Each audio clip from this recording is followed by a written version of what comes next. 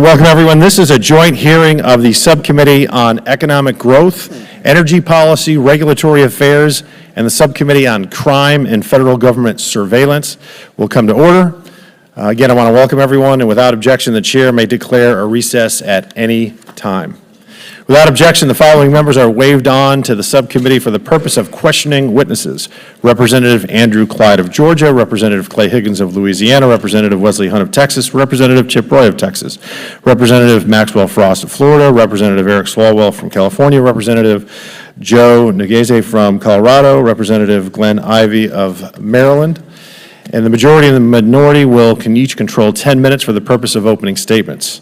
I recognize myself for the purpose of making an opening statement. Again, good morning and welcome to today's joint hearing with the Oversight, Accountability and Subcommittee on Economic Growth, Energy Policy and Regulatory Affairs and the Judiciary Committee, Subcommittee on Crime and Federal Government Surveillance. I want to thank Chairman Biggs and his staff for joining us in this critical oversight hearing to explore and expose government overreach by the Bureau of Alcohol, Tobacco and Firearms. The Second Amendment to the United States Constitution plainly states, quote, "The right of the people to keep and bear arms shall not be infringed." Shall not be infringed. Four key and critical words. Ever since Mr. Biden took office, his administration has actively sought to infringe on this right. And I'm deeply concerned that the ATF and the recent actions against firearms manufacturers, federal firearms licenses, or FFLs, and law-abiding Americans who wish to procure and use firearms. Under the Biden administration, the ATF has been weaponized against gun owners and Americans who wish to acquire firearms in numerous ways in recent years. The ATF issued the, quote, "frame or receiver," unquote, final rule in April of 2022, infringing on Americans' ability to assemble their own firearms from component parts. More recently, the ATF issued a final rule at the end of January of 2023 that will have an effective impact of criminalizing the possession of stabilizing braces in most instances, even though those braces were lawful to possess for over a decade by the ATF's own guidance. These braces were originally designed to assist disabled veterans who were physically unable to utilize traditional pistols for self-defense or to enjoy recreational firearms activity. The Congressional Research Service estimates that, now get this, approximately 40 million of these devices are already in circulation. On November 26, 2012, over a decade ago, the Obama administration, their own ATF firearms technology branch, issued a letter to Mr. Alex Bosco, one of our witnesses here today, and the inventor of the stabilizing brace. The letter clearly stated that the ATF finds that the submitted forearm brace, when attached to a firearm, does not convert that weapon to be fired from the shoulder and would not alter the classification of a pistol or other firearm. It also stated that such a firearm would not be subject to the National Act or NFA controls. In fact, they underlined would not be. It's underlined in the letter. Millions of people acquired stabilizing braces relying on the ATF's determination, and they did it in good faith, made over a decade ago under the Obama administration, that these ingenious devices were perfectly legal and did not convert a firearm into a short barrel rifle subject to NFA controls. Now, anyone who has a stabilizing brace will be committing a crime after May 31st of this year unless they permanently remove and dispose of the stabilizing brace, turn in their firearm to a local ATF office, destroy the firearm, or try to obtain an NFA registration through a Byzantine process that includes marking the firearm so it can be traced. This rule will effectively turn many law-abiding gun owners into criminals if they fail to comply, even though Congress did not act. We didn't pass any new criminal laws or penalties related to stabilizing braces. We had unelected bureaucrats create a rule. It's not the way this should work. In addition to these overreaching regulations, the ATF has abused its enforcement authority at the direction of President Biden and other gun control advocates who simply don't care about the Second Amendment and, by extension, our Constitution, or the proper role of government. In June of 2021, Mr. Biden directed the Department of Justice to adopt a zero-tolerance policy when inspecting firearms merchants, known as, again, the FFL, and to revoke their license for any violation, no matter how minor or unintentional. This policy has led the ATF to revoking licenses on the basis of small and technical paperwork errors without showing any pattern, intent, practice, or materiality. Revocations have skyrocketed in 2022 alone. The ATF revoked 90 licenses, more than any other year in 2006. So at the end of the day, unfortunately, the actions taken by the ATF have clearly demonstrated that the agency has changed its focus from those who commit crime to law-abiding Americans who wish to exercise their constitutional rights. Instead of going after actual criminals, the ATF, by changing the rules without any input from Congress, is trying to turn law-abiding citizens into criminals. It's unacceptable, it's unfair, and quite frankly, it's unconstitutional. This hearing will examine how the Biden administration's ATF has engaged in a host of practices to chip away at your constitutional rights. I want to thank the witnesses for appearing today and look forward to their testimony. I now yield to Chairman Biggs for the purpose of making an opening statement. Thank you, Mr. Chairman. I'm pleased to be here today. I thank you, Mr. Chairman, and your staff for hosting this important hearing today. The business before us today is a hearing entitled ATF's Assault on the Second Amendment. When is enough enough, close quote. And that really is the question of this. When is enough enough? That is a question that we have to resolve because there is a concerted effort to change the regulations that ATF has put in place and that millions of people have relied upon. ATF is engaged in various practices that seek to undermine the Second Amendment rights of Americans across the United States. The Biden administration has weaponized the ATF as it has weaponized every institution of our federal government. And this weaponization is an attack on law-abiding Americans. It is time for Congress to uphold the appropriate checks and balances by examining these actions by its own government against the American people. Hopefully today's hearing is just the beginning of holding ATF and countless other agencies under this administration accountable for its lawless overregulation of law-abiding Americans. And the good news is this is just the beginning of oversight, as we've been informed today that ATF will come to a hearing in April. We're having this hearing in part because the Bureau of Alcohol, Tobacco, Firearms, and Explosives has abused its rule-making authority delegated to it by Congress, this body. Earlier this year, ATF issued a final rule titled Factoring Criteria for Firearms with Attached Stabilizing Braces. That rule effectively bans pistol stabilizing braces nationwide. We will hear today from the inventor of those braces. Disabled persons, including the disabled veterans for whom the pistol brace originally was created, will lose the benefit of this useful tool and potentially their ability to operate firearms entirely.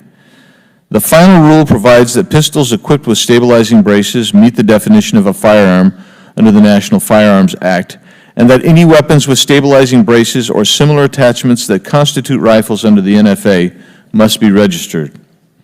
Under this rule, millions of law-abiding gun owners will be forced to remove their stabilizing braces from their pistols, install longer gun barrels, register their weapons as short-barreled rifles, or destroy their braced weapons or face felony charges. You heard that correctly. Millions of law-abiding Americans will be turned into felons overnight by the stroke of a pen and without any congressional action. In other words, by unelected bureaucrats who believe they can make law, apply law, enforce and adjudicate law. That is something every American should be concerned about, because that is the definition that James Madison wrote so eloquently in the 62nd Federalist, is the definition of tyranny. And it doesn't just apply to this agency. Those of you who applauded in this agency, will you applaud it in every other agency when an administration changes and you've been relying on a rule and it changes without your elected representative weighing in on it? This is not an international, but a nationwide threat. This is not what our nation's founders intended. This rule terrifies my own constituents. They ask me how Congress passed this law. They're shocked when I describe the administrative rulemaking process. They did not vote for this. They didn't elect the individuals making these decisions. And in fact, I didn't vote for this. That is a huge problem. The pistol brace rule exceeds the ATF's statutory authority. Congress has neither criminalized the use of pistol braces under the Gun Control Act, nor authorized the regulation under the National Firearms Act. To make matters worse, for more than a decade, ATF actually told the manufacturers and consumers of pistol braces that the devices were perfectly legal before this abrupt about-face. That can happen with every agency. I hope you're not applauding this abuse of bureaucratic authority today because you happen to be sympathetic with what this rule is. Because I can tell you, every agency can then turn on the American citizen. When ATF isn't exceeding their statutory authority criminalizing products they once deemed legal, they're making it more difficult for law-abiding Americans to purchase firearms by capriciously revoking the licenses of American gun dealers. The Biden administration, acting on behalf of the gun control lobby, has targeted firearm businesses. Another example, soon after taking office, President Biden demanded the Justice Department adopt a zero-tolerance policy to revoke federal firearms licenses from those who committed willful violations of the law. That wasn't what the law is. There was no statutory authority for that.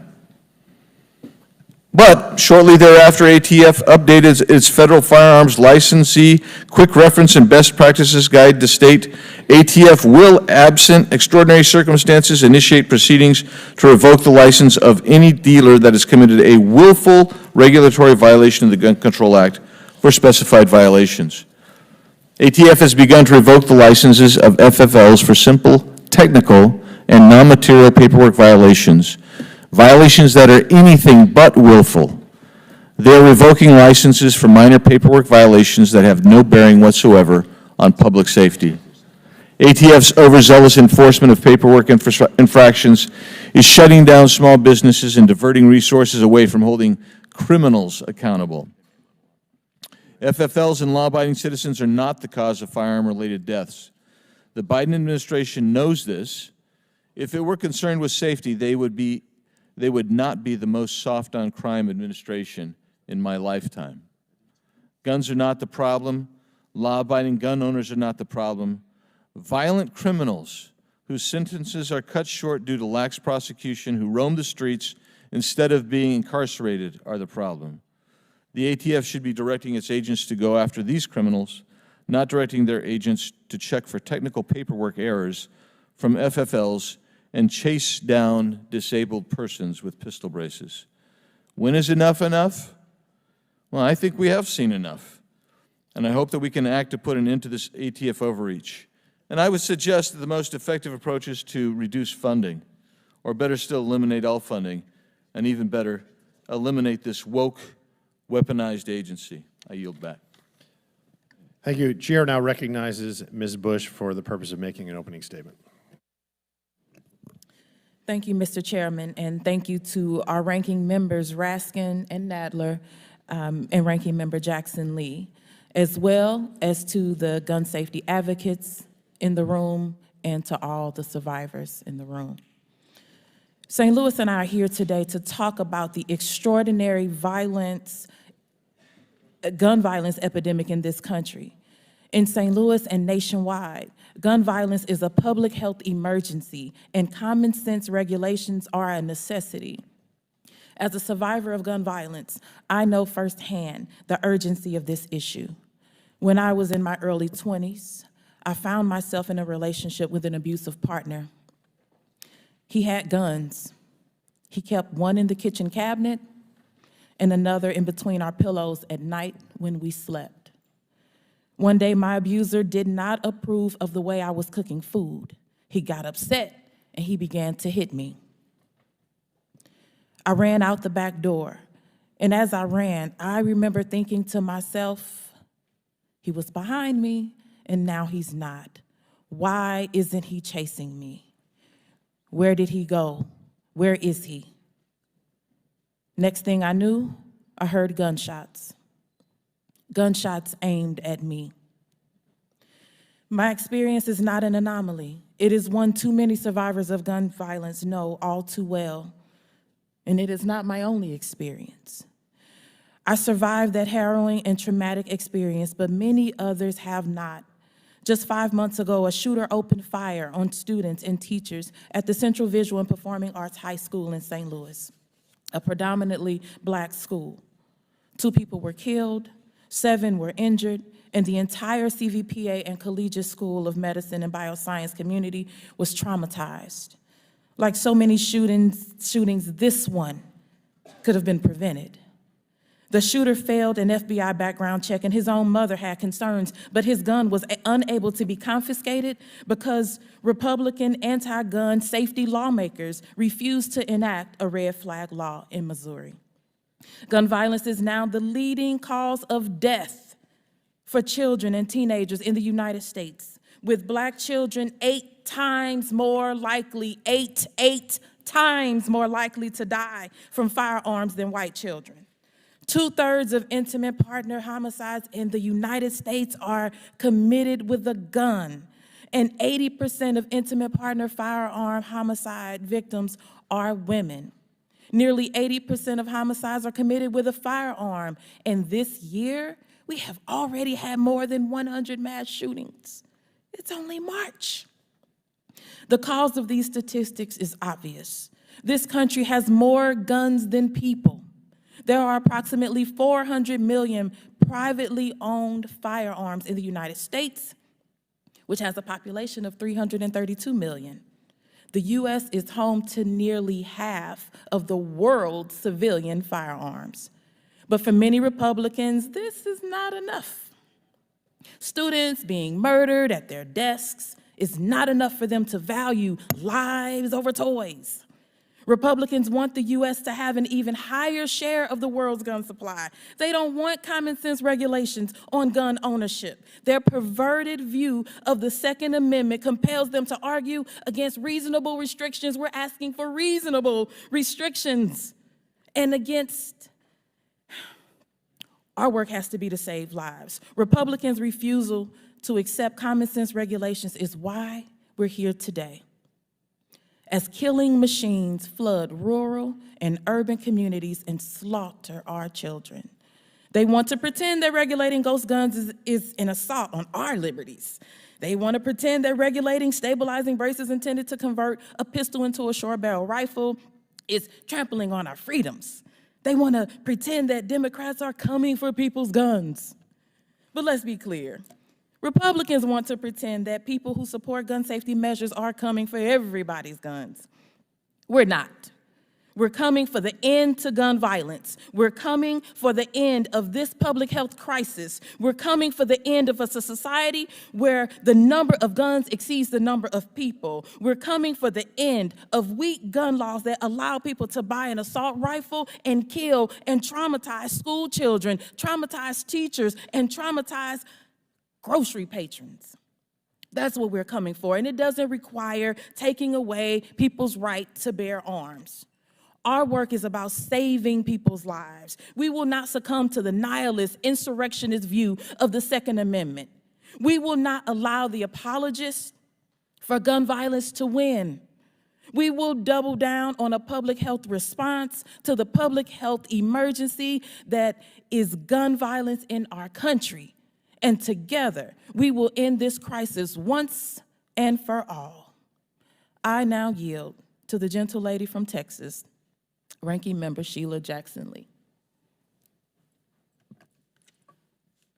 Let me thank the gentlewoman and ranking subcommittee member from Missouri, Congresswoman Bush. Let me acknowledge our chair and from the Oversight Committee, and as well, chair from Judiciary, and of course, the ranking members of the full committees on Oversight, Congressman Raskin, and of course, the ranking member of the Judiciary Committee, Mr. Nadler. I thank them for their service and leadership.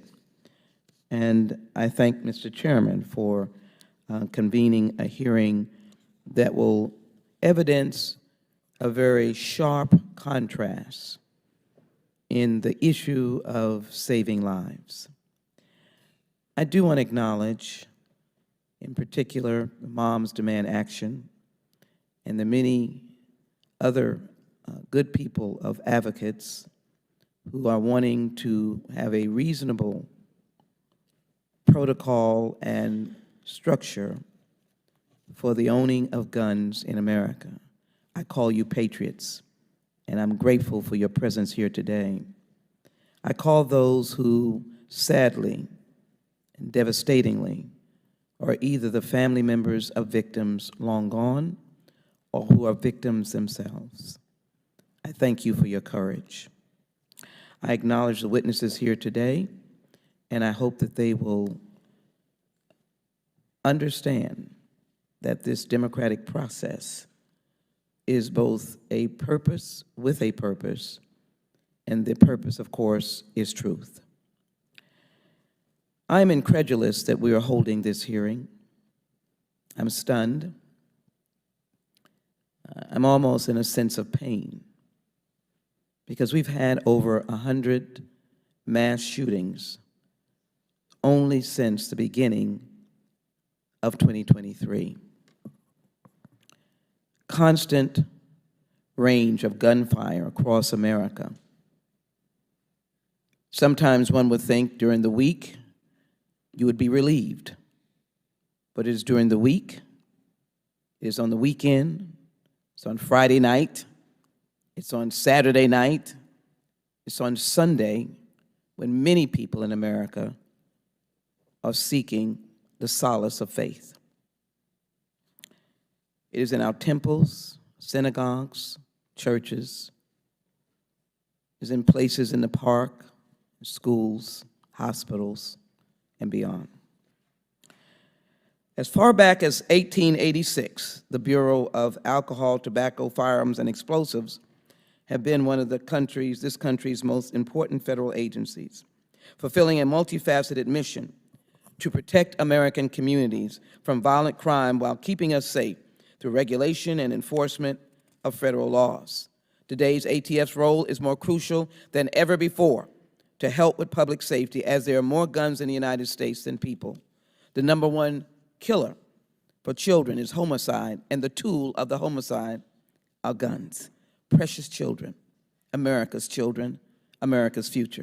Fueled by politics and anxieties brought on by the COVID-19 pandemic, firearm sales have surged.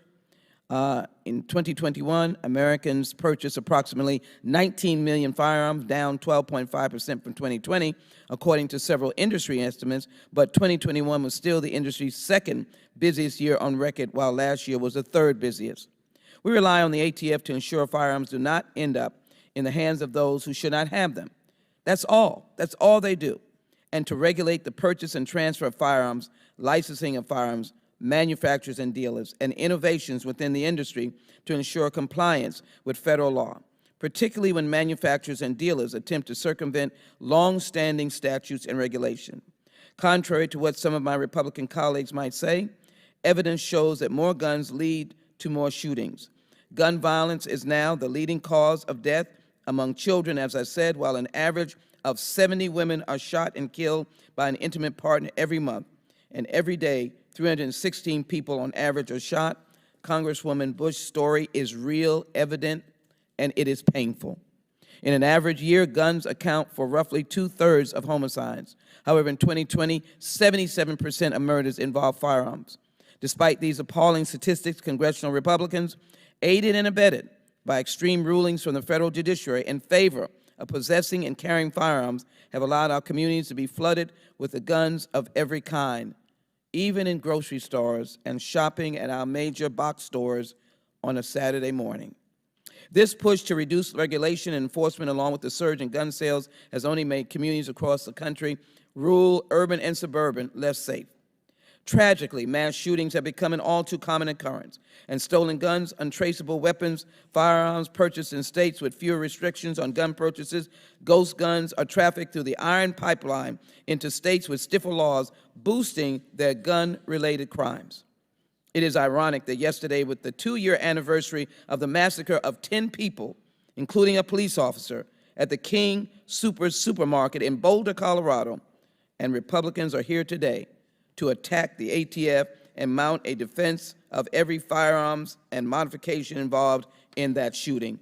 I commend the ATF for their work in identifying a problem and providing guidance to prevent the harm created by the misuse of stabilizing braces, which convert everyday firearms into killing machines. I want to just remind everybody of ghost guns that led a shootout in my city against 3 police officers. I would point out that the ATF performed a similar analysis during the previous administration to create a rule for bump stocks following the mass shooting in Las Vegas that left 60 people dead. In both cases, the firearms and hardware used by the shooters were legally purchased and possessed, but it was evident that something had been done or had to be done after seeing the destruction they caused. And while the vast majority of guns are purchased by law-abiding citizens, there are many ways that legal guns end up in the hands of those who should not have them. And Democrats have never interfered with the purchase of law-abiding citizens under the Second Amendment. And while the vast majority of guns are purchased, the reporting from ATF indicates that more than 1 million guns were stolen from private citizens in the 5-year period from 2017 to 2021.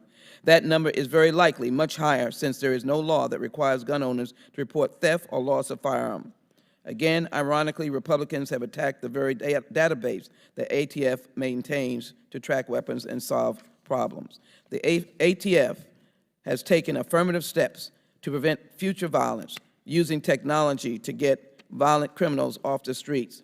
In 2016, ATF created a crime gun intelligence center launched as an interagency collaboration designed to collect, analyze, and distribute intelligence data about crime, guns, mass shootings, and major incidents across multiple jurisdictions.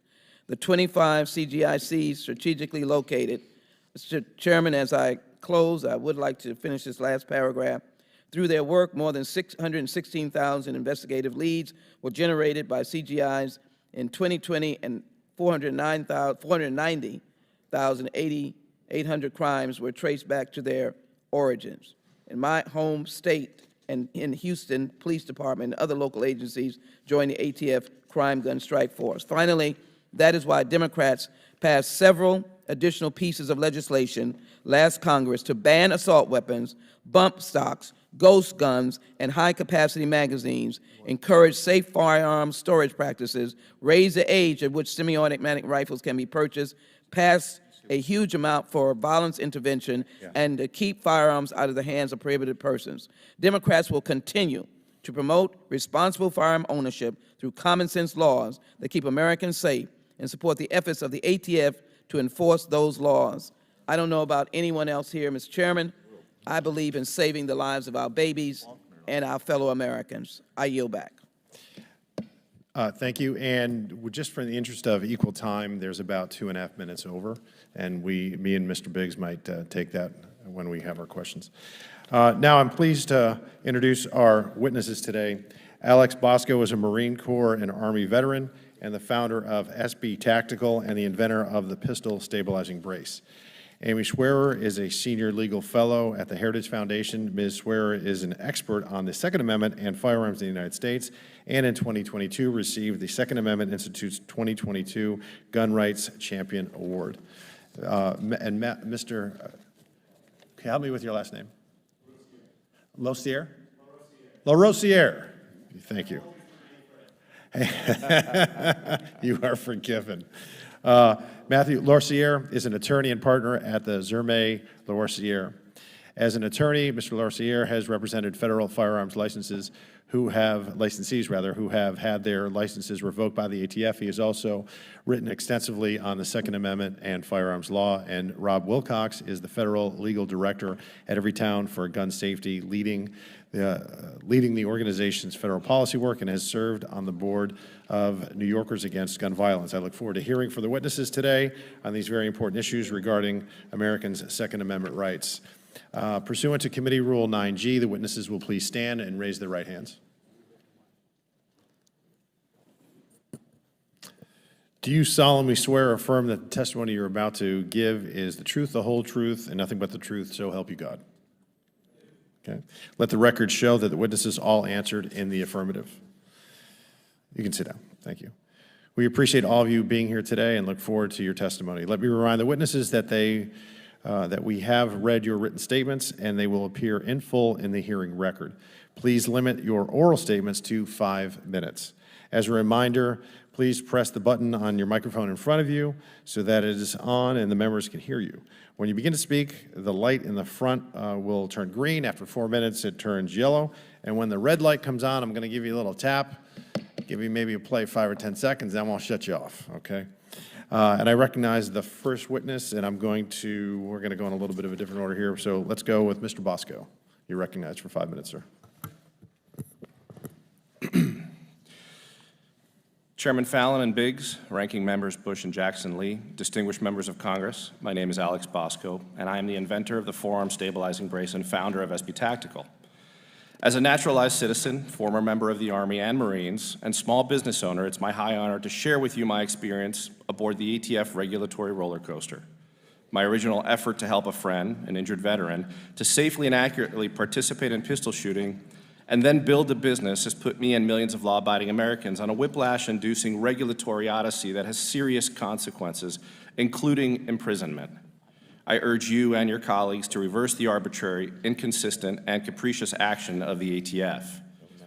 The forearm stabilizing brace, which I originally designed to allow a disabled veteran to more accurately and safely enjoy the sport of pistol shooting, has been used by millions of law-abiding citizens to more safely shoot large pistols.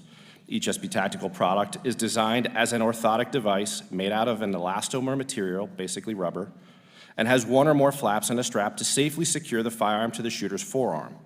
The stabilizing brace is not a force multiplier. It merely adds an additional point of contact at the forearm to more securely hold a firearm. Since I began my business, I've made every effort to comply with all the rules and regulations set out by ATF.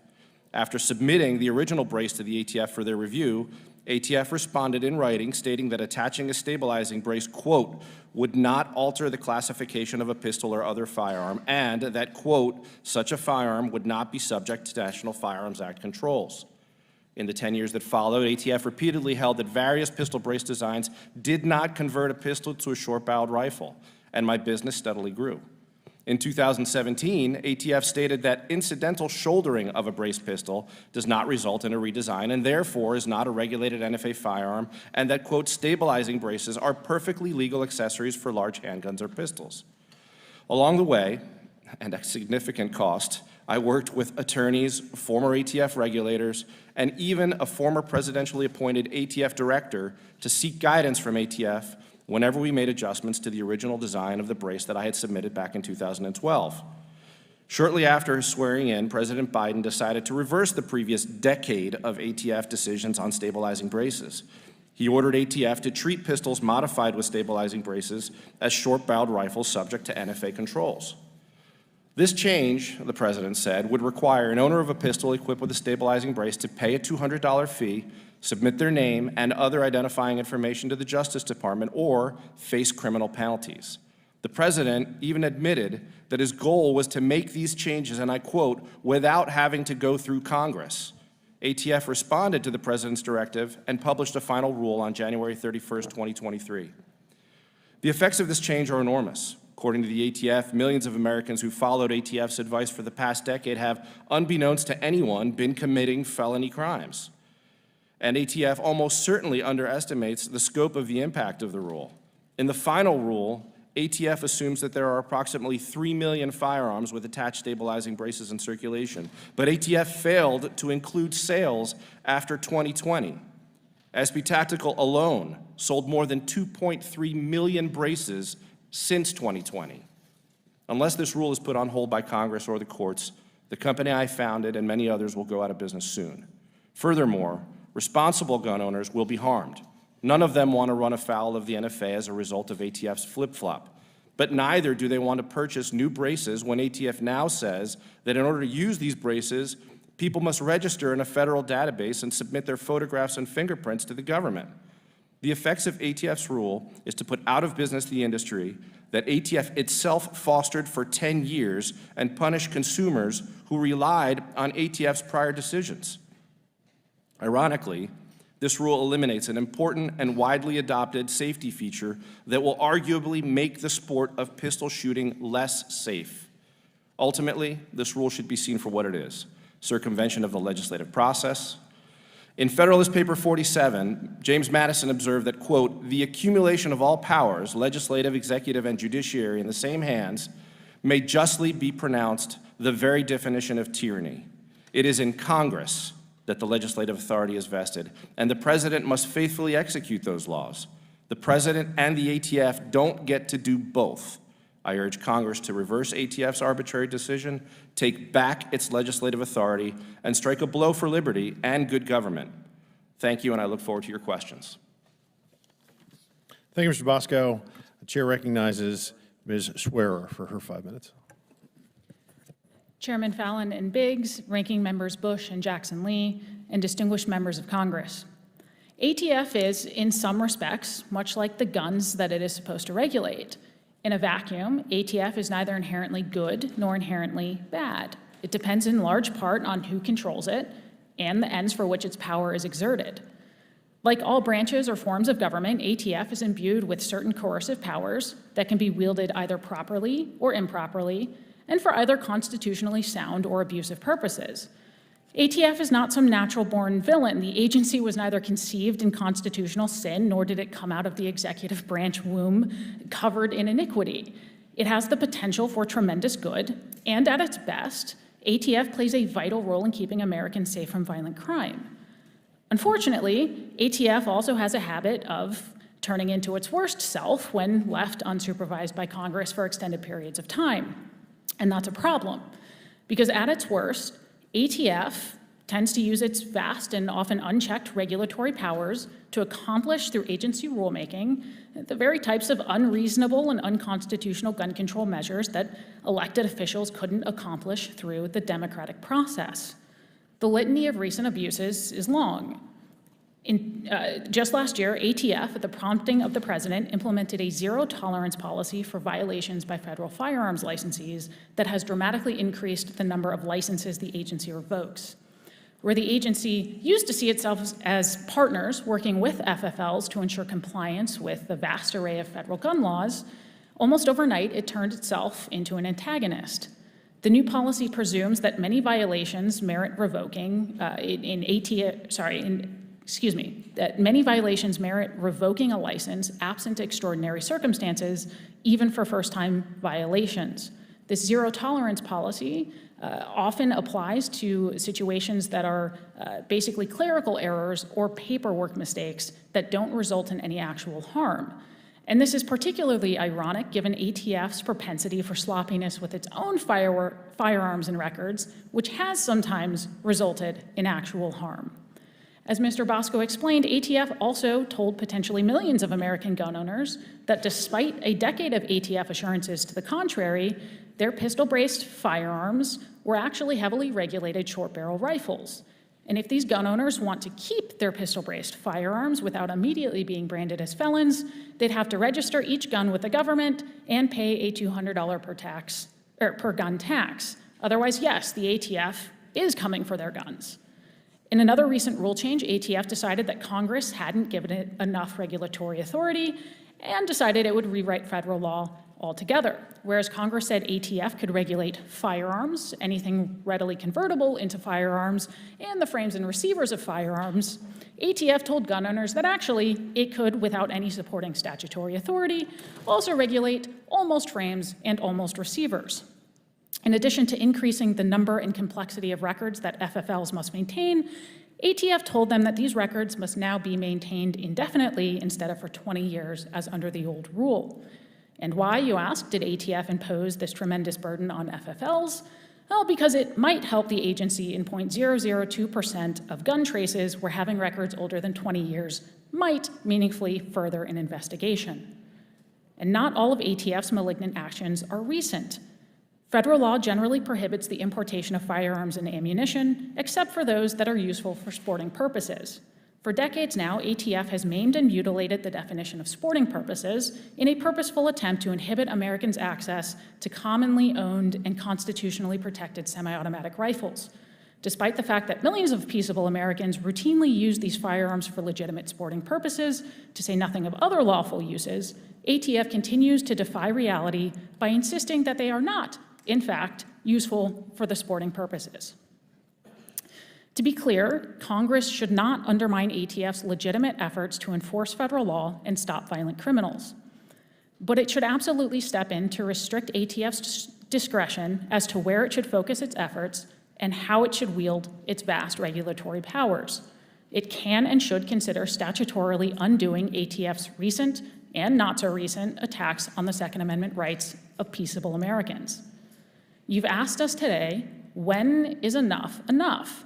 How long, O Lord, will ATF continue being its worst self at the expense of peaceable Americans? Respectfully, the Constitution provides a clear answer. It's enough when you say it's enough, and it will continue until you do something to stop it. In my written submission, I've outlined a number of specific ways in which Congress can begin undoing ATF's problematic attacks on the Second Amendment and the separation of powers and prevent the agency from using these same abusive tactics in the future. I look forward to your questions on these important corrective actions. Thank you. Chair now recognizes Mr. Wilcox for his 5 minutes. Thank you, and good morning, Chair Fallon and Biggs, ranking members Bush and Jackson Lee, and distinguished members of the subcommittees and those who've waved on. I truly appreciate the opportunity to be here this morning. My professional work on gun policy and gun violence prevention is deeply informed by a number of personal experiences. I grew up in Brooklyn, New York in the 1980s and 90s, where gun violence was not an uncommon occurrence. But at the same time, my father, who was a veteran of the Special Forces, taught us to respect firearms. At our family farm, we enjoyed hunting, sport shooting, target practice, and learned about responsible gun ownership, including securing our firearms in a locked gun safe. Unfortunately, my family's experience with guns took a violent turn when my 19-year-old cousin Laura was shot and killed by someone who never should have had a gun in the first place. Laura was extraordinarily talented, kind, and with a beautiful spirit. She was an outstanding student, graduating as high school valedictorian, and at the time of her death as a sophomore at Haverford College, was in the midst of her campaign for student body president. But in January 2001, when Laura was home on winter break, filling in as a receptionist at a rural county behavioral health clinic, a client came in and opened fire. He shot Laura 4 times at point-blank range, killing her instantly. When his rampage at the clinic at a nearby restaurant was done, 3 people lay dead and 3 more were injured. Another mass shooting in a long line of mass shootings that doesn't always break through the national media. My aunt and uncle processed this tremendous loss while also fighting for a safer future for others. They became advocates who turned pain into progress, working to pass dozens of gun safety laws, and they're role models. I've now spent 20 years of my career working on gun policy and law around firearms. And one thing I know for sure is that ATF plays an essential role in keeping us safe by enforcing the laws on the books. ATF is one of the nation's leading law enforcement agencies with 5,000 brave men and women doing work across this country in 25 field divisions and 200 local offices. Its mission is clear: to protect the public from violent crime. And they work hand in hand with our state and local law enforcement to solve crimes and do their job. ATF also regulates the gun industry through education, and accountability, supporting those who want to do better and holding those who break the law accountable. ATF's role in this system is unique in its effort to keep communities safe.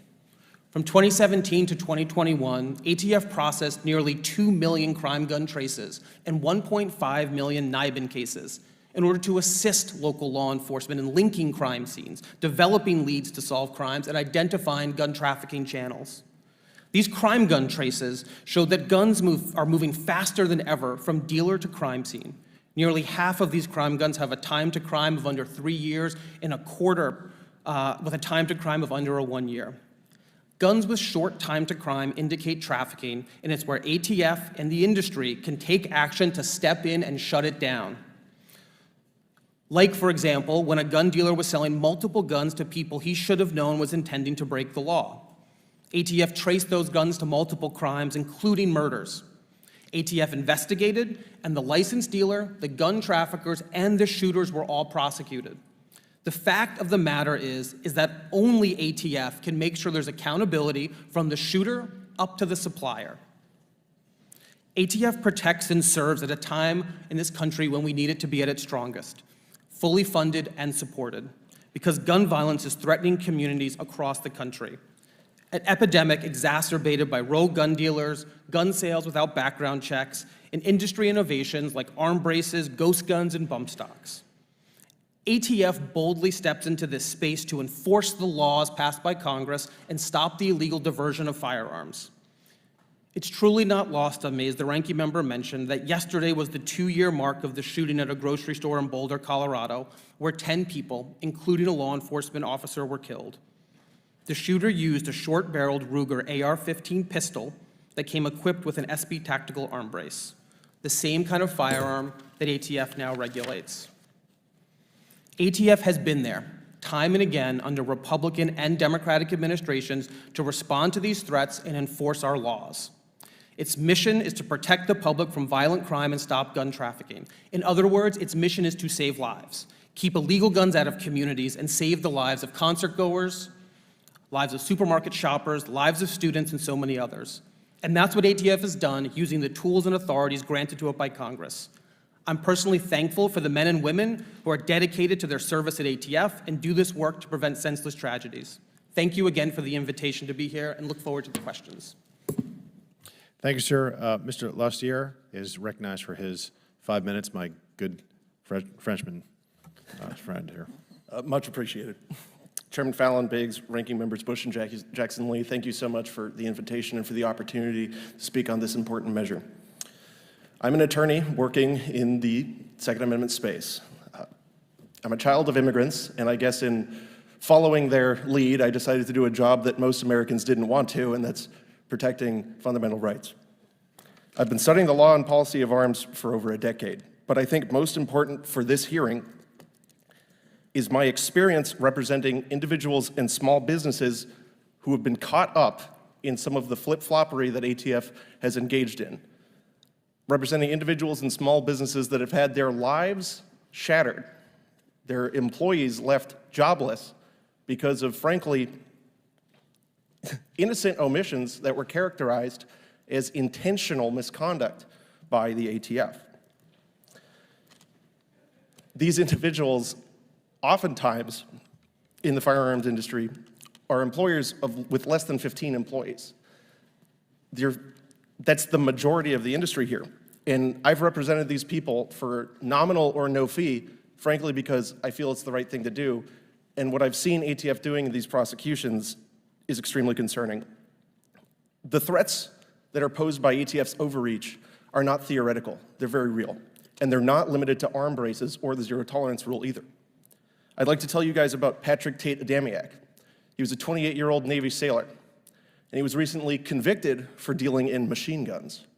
Now, looking at that headline might not cause you to take a second thought, but when you scratch a little deeper, the machine guns Tate was convicted of dealing in were actually boxes of cut-up, inoperable parts that the ATF had approved the importation and sale of as unregulated parts kits years ago. And then in an unpromulgated, unpublicized change of opinion, ATF decided that that amount of cut up was not quite cut up enough. They'd secured a conviction, and again, 28-year-old Tate, who dealt in parts that were purchased in open commerce with a credit card, is now awaiting sentencing, and his plans of marriage are indefinitely on hold. I'd like to tell you about Matthew Raymond Hoover, who's a political commentator who is accused of advertising metal cards with a drawing of an alleged machine gun part on it. A drawing. ATF took the incredibly aggressive position and vindictively is prosecuted Mr. Hoover, suggesting that this drawing is actually a combination of parts. He is facing over 60 years in prison, a cancer-stricken man with not an ill-willed bone in his body, and several young children. I think it's important when we think about the pistol brace problem to look at what law we're dealing with. We're talking about interpretations of the National Firearms Act. This is an act that in its original drafts sought to regulate handguns. And this is why it sheds some light as to just how absurd the pistol brace problem is. Short-barreled rifles were added to the act to correct an obvious loophole to a handgun restriction. For it was raised in the hearings that if pistols were regulated, but you could simply cut down a rifle, well, that would be the effective equivalent of a pistol. Later on, to secure passage, the reference to pistols and revolvers were slipshottedly removed, but the vestigial remains of a pistol regulation, the barrel length restrictions, were there, leaving the rules that we're now dealing with, the law that we're now dealing with interpretations of, as kind of like a cancer-prone vestigial organ. It doesn't accomplish anything useful, but as many Americans and some of my clients have found out, it sure can get you into trouble. The argument that these guns, under a law that was designed to designed to regulate concealable firearms, become more dangerous when you make them less concealable by adding a component to the end, is so obviously and intensely contrived, it's kind of absurd.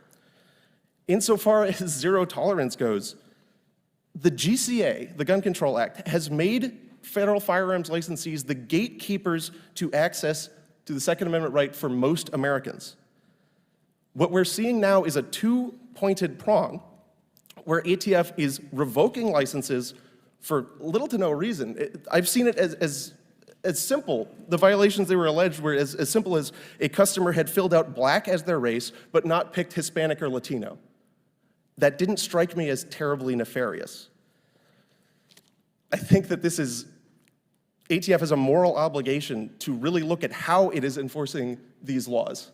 I look forward to your questions. Thank you. Thank you very much. Chair recognizes Mr. Gates for his 5 minutes. The Nonpartisan Government Accountability Office issues a report in June of 2016, Firearms Data. The ATF did not always comply with the Appropriations Act restriction and should better adhere to its policies. Mr. Wilcox, you're the witness the Democrats have invited here today. Are you familiar with that report?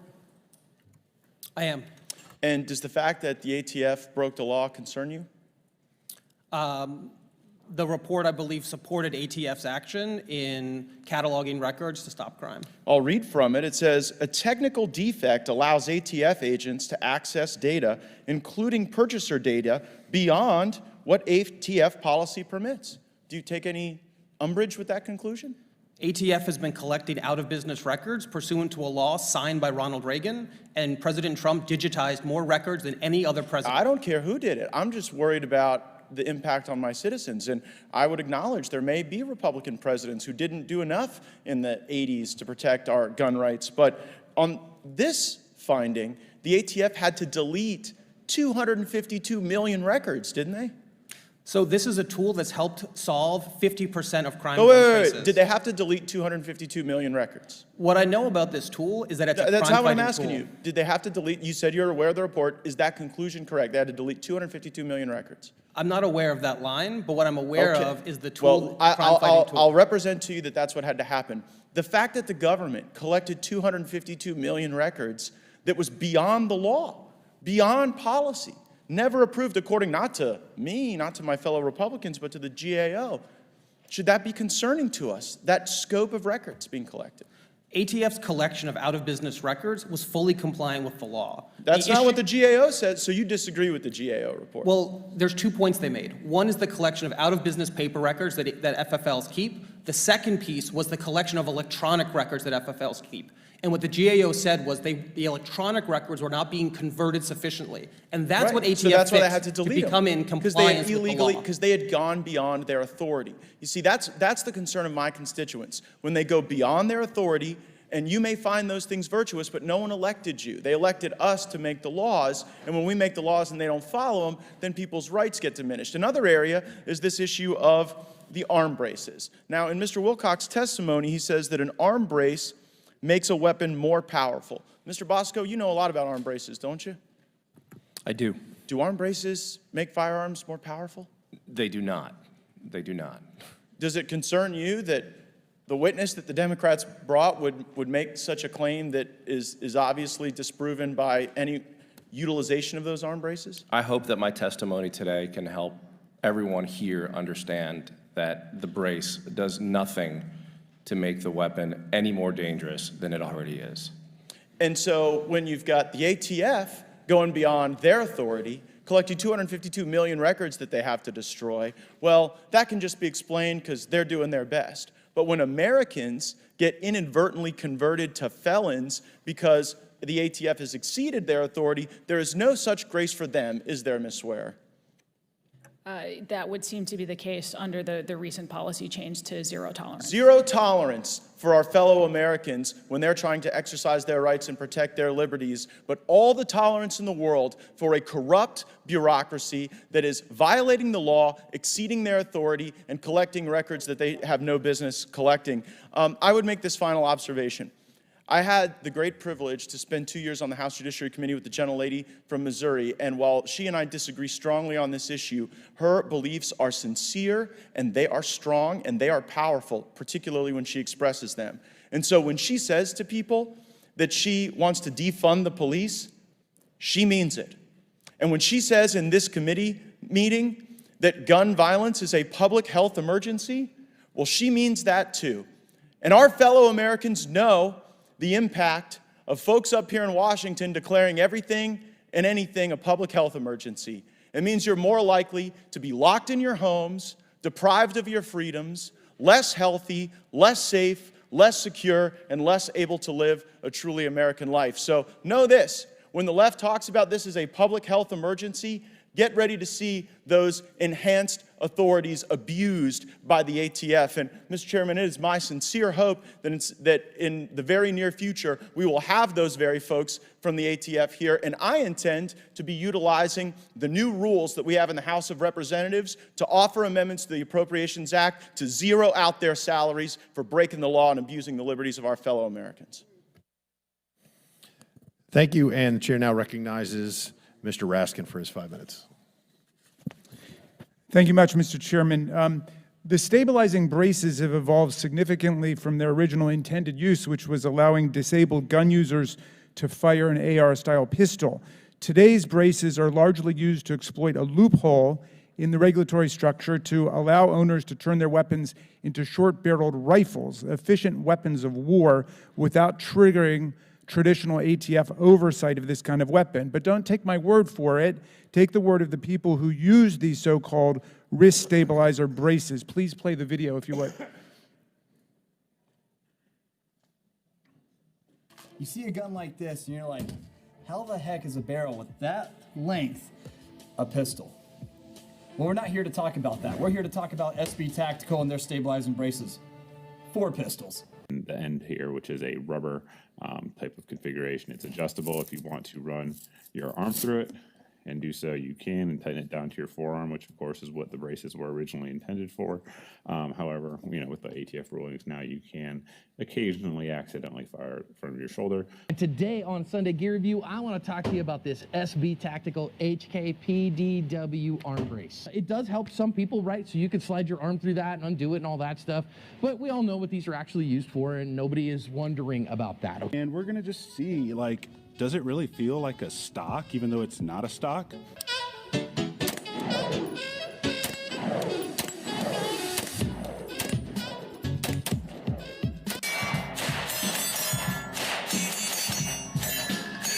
back to this brace. It changes the game. Like I said, it gives you 4 points of contact with the occasional shouldering. Got it loaded up? Let's see the difference. Now you've got a very shorty boy, right? So you can put this guy obviously in a briefcase if you wanted to, in a backpack. Mr. Wilcox, why are short-barreled rifles more dangerous and strictly regulated than other kinds of firearms?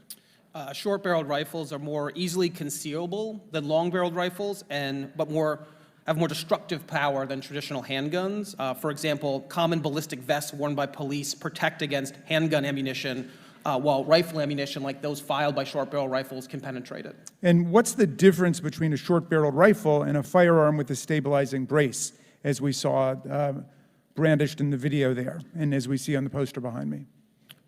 When it comes to usability, I think next to none. There really is no difference in the power and potential violence of the weapon, and there's very little difference in the weapon's design. Look, our colleagues know that gun violence is the leading cause of death among children in the United States of America today. They know that more people proportionately die of gun violence in America than in any other industrialized country on earth, whether we're talking about Canada or Germany or France, United Kingdom, Japan, Israel, you name it. They know that the states with the highest rates of firearm deaths are the ones with the weakest gun laws, and the states with the lowest levels of firearm deaths have the strongest gun laws. But they say that all of this chaos and destruction is just the necessary price we have to pay because of the Second Amendment. All those thousands of people gunned down at church, in school, at the Walmart, in parks and grocery stores are just the human sacrifice we've decided to pay as a society for our Second Amendment. My colleagues, this is a lie. Our colleagues advance a completely flawed theory of the Second Amendment, which leads them to oppose even reasonable common sense gun safety rules that the Supreme Court has approved and which the vast majority of Americans endorse. Our colleagues embrace what's called the insurrectionist theory of the Second Amendment. Our colleague, Mr. Gates, says the Second Amendment is, quote, about maintaining within the citizenry the ability to maintain an armed rebellion against the government if that becomes necessary. Our colleague, Chip Roy, says the Second Amendment was designed purposefully to empower the people to resist the force of tyranny used against them. And Congresswoman Boebert says the Second Amendment, quote, has nothing to do with hunting unless you're talking about hunting tyrants, maybe. Well, this theory is completely debunked and destroyed by the text of the Constitution itself and by Supreme Court precedent. And yet their theory of the Second Amendment is killing Americans. Article 1, Section 8, Clause 15 of the Constitution gives Congress the power to provide for calling forth the militia to execute the laws of the Union and suppress insurrections and invasions. The Republican Guarantee Clause tells the U.S. Congress to guarantee a Republican form of government to the states and to protect them against domestic violence. There's 6 other provisions in the Constitution, including the Treason Clause, that debunk what they're saying. And we're going to have to get through their false notion of the Second Amendment in order to save human life. Thank you. I yield back. Thank you. The chair recognizes Mr. Donalds for his 5 minutes. Thank you, Mr. Chairman. Real quick, I find it interesting that my colleagues have no problem with the ATF going outside its boundaries with respect to this brace. Meanwhile, my colleagues have no issue with the fact that the President of the United States has made a complete bastardization of asylum at the southern border, which has led to more fentanyl killing more people between the ages of 18 and 45 in the United States. Fentanyl is the #1 killer of Americans in the United States, and they have no problem talking about that. They don't even want to discuss it, but we're here talking about this. Ms. Swearer, you just saw the video that was up on the screen. Do you have a response for this video? Yes, though I suppose Mr. Bosco does as well. I think it's being used in a way to misconstrue the reality of SBRs. Like SBRs are actually still used by plenty of Americans who do have disabilities, but also just from the standpoint of SBRs themselves, they were the loophole, an attempt to regulate a loophole while trying to essentially ban handguns. Their restriction under the NFA has always been irrational. This idea that somehow a 14.5-inch barrel is more concealable than a 16.5-inch barrel when you walk in to commit a mass shooting, and that's why they choose it. It's just not realistic. It's the same gun. If you take that same gun and put it in a 16-inch barrel, if anything, the muzzle velocity will be increased when it is fired. So it just doesn't make a whole lot of sense. And I'm sure Mr. Bosco has some thoughts on that as well. I mean, Mr. Bosco, you're the inventor. What do you think? Yeah, thanks. You know, I think there's a lot of people online, and we've seen some of those videos. The reason I invented the brace was for people with limited mobility. Well, that was the inception. That was why I made it. It was for a friend. Yes, there are people that are not using my product the way that I've designed it to be used, but the intent has always been that. The idea that by adding a brace to a pistol makes the firearm more concealable and therefore more dangerous is laughable. It's a piece of plastic. It weighs a certain amount. It makes the firearm longer. It's not making the firearm more concealable. It's making it less concealable. Mr. Bosco, let me ask you a question. How many Americans do you think will become felons as a result of this rule? Well, I think we should probably look at what Congressional Research Services did. They came up with a study that said anywhere between 10 and 40 million Americans own arm braces at this moment. If we use the smallest number that they have, which is 10 million, you will have an effect that come, I believe it's May 16th, which is the deadline. If someone wasn't smart enough to look up the Federal Register, who didn't know about this rule, from one day to the next, he will be in possession of an unregistered short-barreled rifle, and he will be committing a crime which is punishable of up to 10 years in prison. It's a felony offense, $250,000 fine. So in order to avoid this, the American would have to spend $200, get their fingerprints taken, get a photo of them given to the ATF. Am I correct in that? So the agency, even with this, has flip-flopped back and forth. Originally, they were suggesting that Americans pay $200. Well, and Mr. Bosco, not to totally cut you off, let me ask you this question real quick. Did Congress pass a law to stipulate the ATF do this? Unequivocally, no. Mr. Wilcox, how you doing? Fellow Brooklynite over here. Grew up the same time. Let me ask you this question. Do you think it's okay for the ATF to act outside of congressional legislative authority, criminalizing 10 million Americans who are currently law-abiding citizens? It's good to see another proud son of Brooklyn. I don't believe that is what ATF is doing here, so I disagree with the premise. Do you think that by this rule, there will not be 10 million felons in the United States because they bought a product that the ATF authorized to be sold, and that the ATF said was legal up until the Biden administration? So not liking a law isn't a reason for ATF not to. Well, Mr. Wilcox, there's no law. Congress didn't pass it. That's a rule from ATF. Let me ask you this question. Do you believe in separation of powers? Of course. Do you believe that the legislative power resides within the congressional body and not the executive? I do.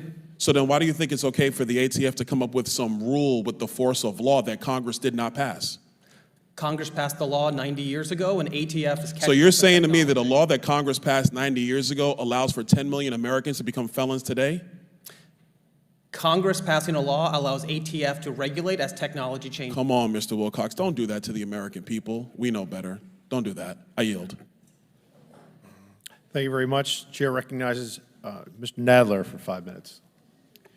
Thank you, Mr. Chairman. Gun violence continues to take the lives of more than 100 Americans every day. It changes how safe we feel in our schools and in our houses of worship. It reduces vibrant cities to somber headlines. It takes our loved ones, old and young, and leaves us with another anniversary of lives cut short and a community forever changed. One of those tragic anniversaries was yesterday. On March 2nd, 2021 at 2:30, a shooter opened fire in the parking lot of a supermarket in Boulder, Colorado. The shooter used a pistol with a stabilizing brace, an accessory that turned the gun into a concealable assault rifle. 10 people were killed, including Officer Eric Talley, a father of 7, and one of 69 officers killed on duty that year. It is against this sobering backdrop that Republicans have called this hearing to criticize the Bureau of Alcohol, Tobacco, Firearms, and Explosives. the law enforcement agency tasked with keeping guns out of the wrong hands. Rather than inviting the agency's director for serious discussions of ATF's work, the majority has called representatives of the gun industry and those who profit from defending them. The witnesses include the person who invented and sells stabilizing braces just like the one used to kill 10 people in Boulder. At least Republicans are transparent about their goal. They've introduced a bill to abolish the ATF. They seek to eliminate the law enforcement agency responsible for protecting communities from gun violence, stopping gun trafficking, and ensuring lawful and responsible gun ownership. Local law enforcement depends on ATF to provide resources that help them solve crimes and prevent gun violence. But the majority seeks to strip them of this vital assistance that keeps their communities safe. It is essential that we conduct oversight of our agencies to make sure they are fulfilling their missions. But today's hearing makes no attempt at that. Instead, it shows how radically out of step my Republican colleagues are with both the American people and with law enforcement. Democrats have put forth a variety of solutions to prevent gun violence, to support law enforcement, and to solve crimes. But our colleagues across the aisle continue to push for unfettered access to assault weapons, concealable rifles, and ghost guns. As Republicans continue to seek freedom from gun regulation, we will continue to seek communities free from violence. We know that the Second Amendment, only half of which the chairman quoted, reads, quote, "A well-regulated militia being necessary to the security of a free state, the right of the people to keep and bear arms shall not be infringed," unquote. We know that it was adopted because of the framers' fear of standing armies. This fact was not disputed, and the Second Amendment turned into a general license for the private possession of firearms until an extremist Supreme Court decided the Heller case 11 years ago. Mr. Wilcox, we've heard a lot of talk today about the ATF's rule subjecting firearms equipped with stabilizing braces to regulation. Does that rule do anything more than close a loophole that allowed people to evade public safety regulations simply by adding accessories to pistols to transform them into short-barreled rifles? And again, short-barreled rifles have been regulated under the National Firearms Act passed by Congress in 1934, haven't they? Thank you, Ranking Member. Yes, you're correct. This was ATF enforcing a law that's been on the books for 90 years, catching up with changing in technology and regulating weapons that Congress long ago decided needed to be treated differently than other firearms. And Mr. Wilcox, more than 300 Americans are shot every day, and more than 100 of those people who face gun violence lose their lives every day. Do other countries have similar rates of gun violence and gun deaths? And if not, what, in your opinion, accounts for the difference? So right now, the United States has a gun homicide rate 26 times higher than other high-income countries. I think that's what we've had enough of, and what we need is strong gun laws, because the states with strong gun laws have less gun violence. And I'm very proud to have seen Congress, in a bipartisan manner, pass the first federal legislation in 30 years last year to strengthen our laws, invest in communities, and save lives, because that's our ticket. It's downstream investment in community-based organizations and upstream enforcement on the sources of illegal guns. Thank you. My colleagues across the aisle like to blame Democratic cities for this nation's problem with gun violence. Can you please explain what the Iron Pipeline is and how it contributes to gun violence in cities and states that have stronger gun regulations? Yeah, so the Iron Pipeline is describing a gun trafficking channel. It's how guns move from states with weak gun laws to states with stronger gun laws. But I really do think about it as just the movement of illegal guns. And what we know is that criminals are targeting states with weaker gun laws, sales without background checks, gun dealers who they know will skirt the law to acquire legal guns and move them into our cities. That's the critical intervention point. That's what ATF does. Just recently, they busted a gun trafficking ring that moved 500 guns that were acquired from online no background check sales in Georgia to California. It's why we need ATF on this front line. Thank you. My time has expired. I yield back. Thank you. The chair recognizes Ms. Boebert for her 5 minutes. Thank you, Mr. Chairman. You know, it's interesting hearing the rhetoric from the other side of the aisle. I used to say we don't differ in our hearts. We differ in data. No one wants to see children injured or even lose their lives. However, especially since serving in Congress, I've seen that Democrats do differ in their hearts because they're doing nothing to save lives in the womb. We had a Born Alive Act where one Democrat voted in favor of a full-term baby who is being aborted and survived that abortion, would be born alive, and then issued medical care to save that child's life. So we do differ in our hearts. I have not seen my Democrat colleagues defend innocent life, but they want to use these talking points of children in tragic, horrible scenarios as a political pawn to regulate law-abiding citizens. Now, for far too long, rogue politicians and partisans at the ATF have really run amok, infringing and trampling on the Second Amendment, the rights of the American people. This shall not be infringed, period. There's no comma after shall not be infringed. And it's trampled on by the federal government, by the states and local governments on a regular basis to disarm Americans, to make them subjects rather than citizens. And I stand by the statements that I made because this is to protect the people from a tyrannical government, and it's for self-preservation. This is to defend yourself, your life, which is so valuable. But anyone remember, since we are talking about the ATF, and Mr. Chairman, I actually second Mr. Gates's comments. I would love to have the ATF in here so we can actually question them on this rule.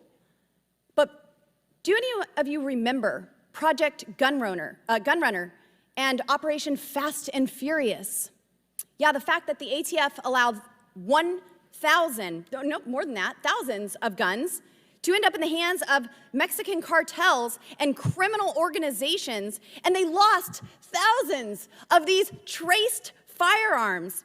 And then one of these guns was used to kill border agent Brian Terry, all through some brilliant government program. And it's absolutely outrageous. If you think the ATF is going to be successful in this, making millions of Americans felons through this rule that is an overreach of the separation of powers. You've heard it from the witnesses today who don't necessarily agree with my stance. Mr. Wilcox says that it's us that make the law. Congress makes the law, not bureaucrats. And they're seeking to make millions of Americans felons with this rule. Now, what happened with Fast and Furious, with these traced guns that they lost, thousands of them? The records in question, well, a judge found that they were not covered by privilege and that they were supposed to be released to the American people. Well, what happened to those records? That's right. Nancy Pelosi and the Democrats ended the House lawsuit when they took control in 2019 and further buried this scandal. Absolutely shameful.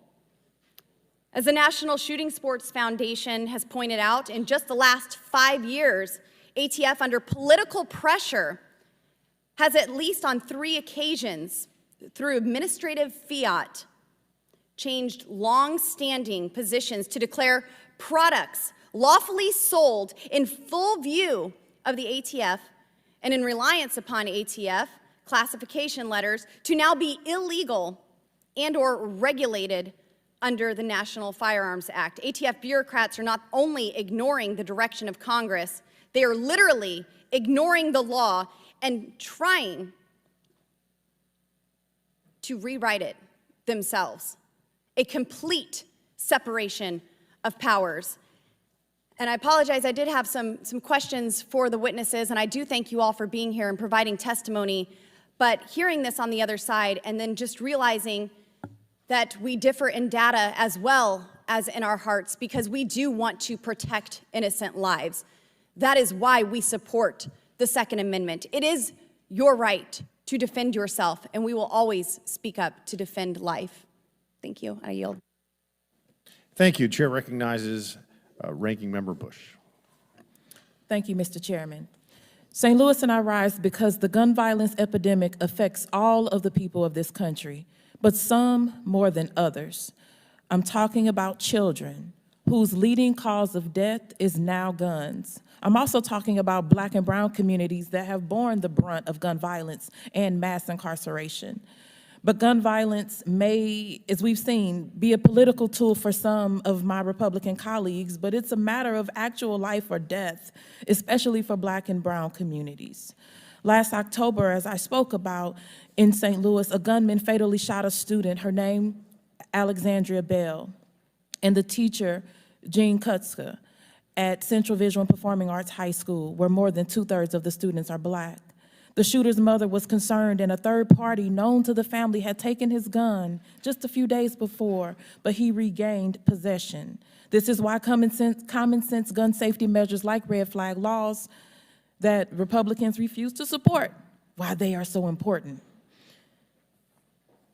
In addition to ensuring the safe ownership of guns, we must also stop the flow of guns into our communities. Weak Republican laws are flooding communities with guns that are killing people. In 2020, per capita murder rates were 40% higher in states won by Donald Trump than those won by Joe Biden. 9 of the 10 states with the highest gun mortality rates, including my state of Missouri, are red states. Mr. Wilcox, first of all, thank you for your strong, well-informed advocacy. I want to build on Mr. Nadler's question.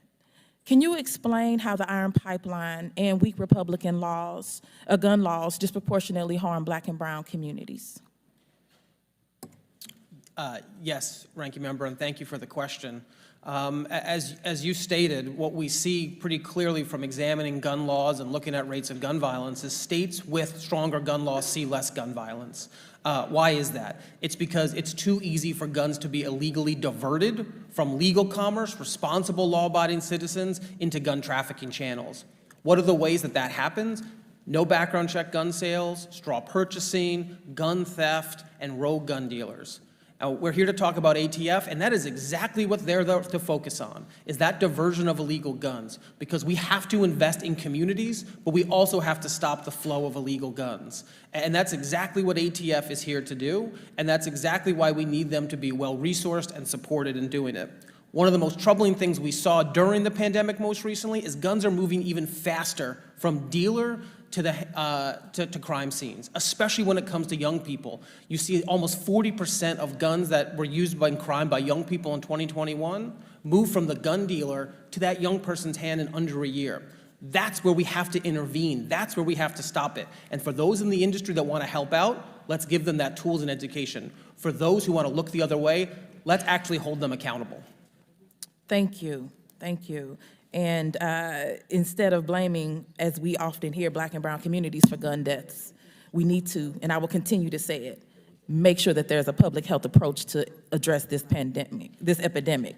Mr. Wilcox, can you tell us how can a carceral strategy solve the gun violence epidemic? I don't think you can do it alone. I think there has to be accountability, but I think we also need investment.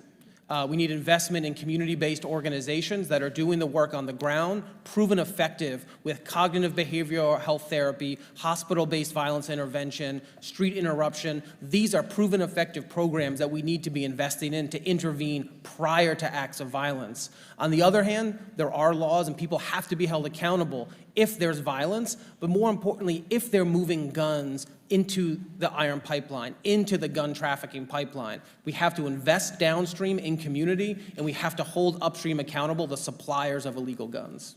Thank you, because a carceral strategy cannot be the answer. Thank you for that. I think it's a critical point that you just made, and just our response to this crisis cannot be mass incarceration. I just want to make that clear. Many communities around this country face high rates of gun violence and are disproportionately targeted by the carceral infrastructure that becomes the default response to every single social problem. This only results in compounding trauma and a cycle of violence that doesn't help anyone. The only path forward is through investing in our communities, using evidence-based public health strategies that will solve this public health crisis. Thank you, and I yield back. Thank you. Chair recognizes Mr. Moore for his 5 minutes. Thank you, Mr. Chairman. And first, let me say mass shootings are defined when you have a shooting with 3 or more people die. We had 74 people in the U.S. die in mass shootings last year. We've had 107,000 opioid overdoses. Number one killer of people between the ages of 18 and 45 is opioid. And based on testimony we've been hearing about the open border, they're getting younger and younger.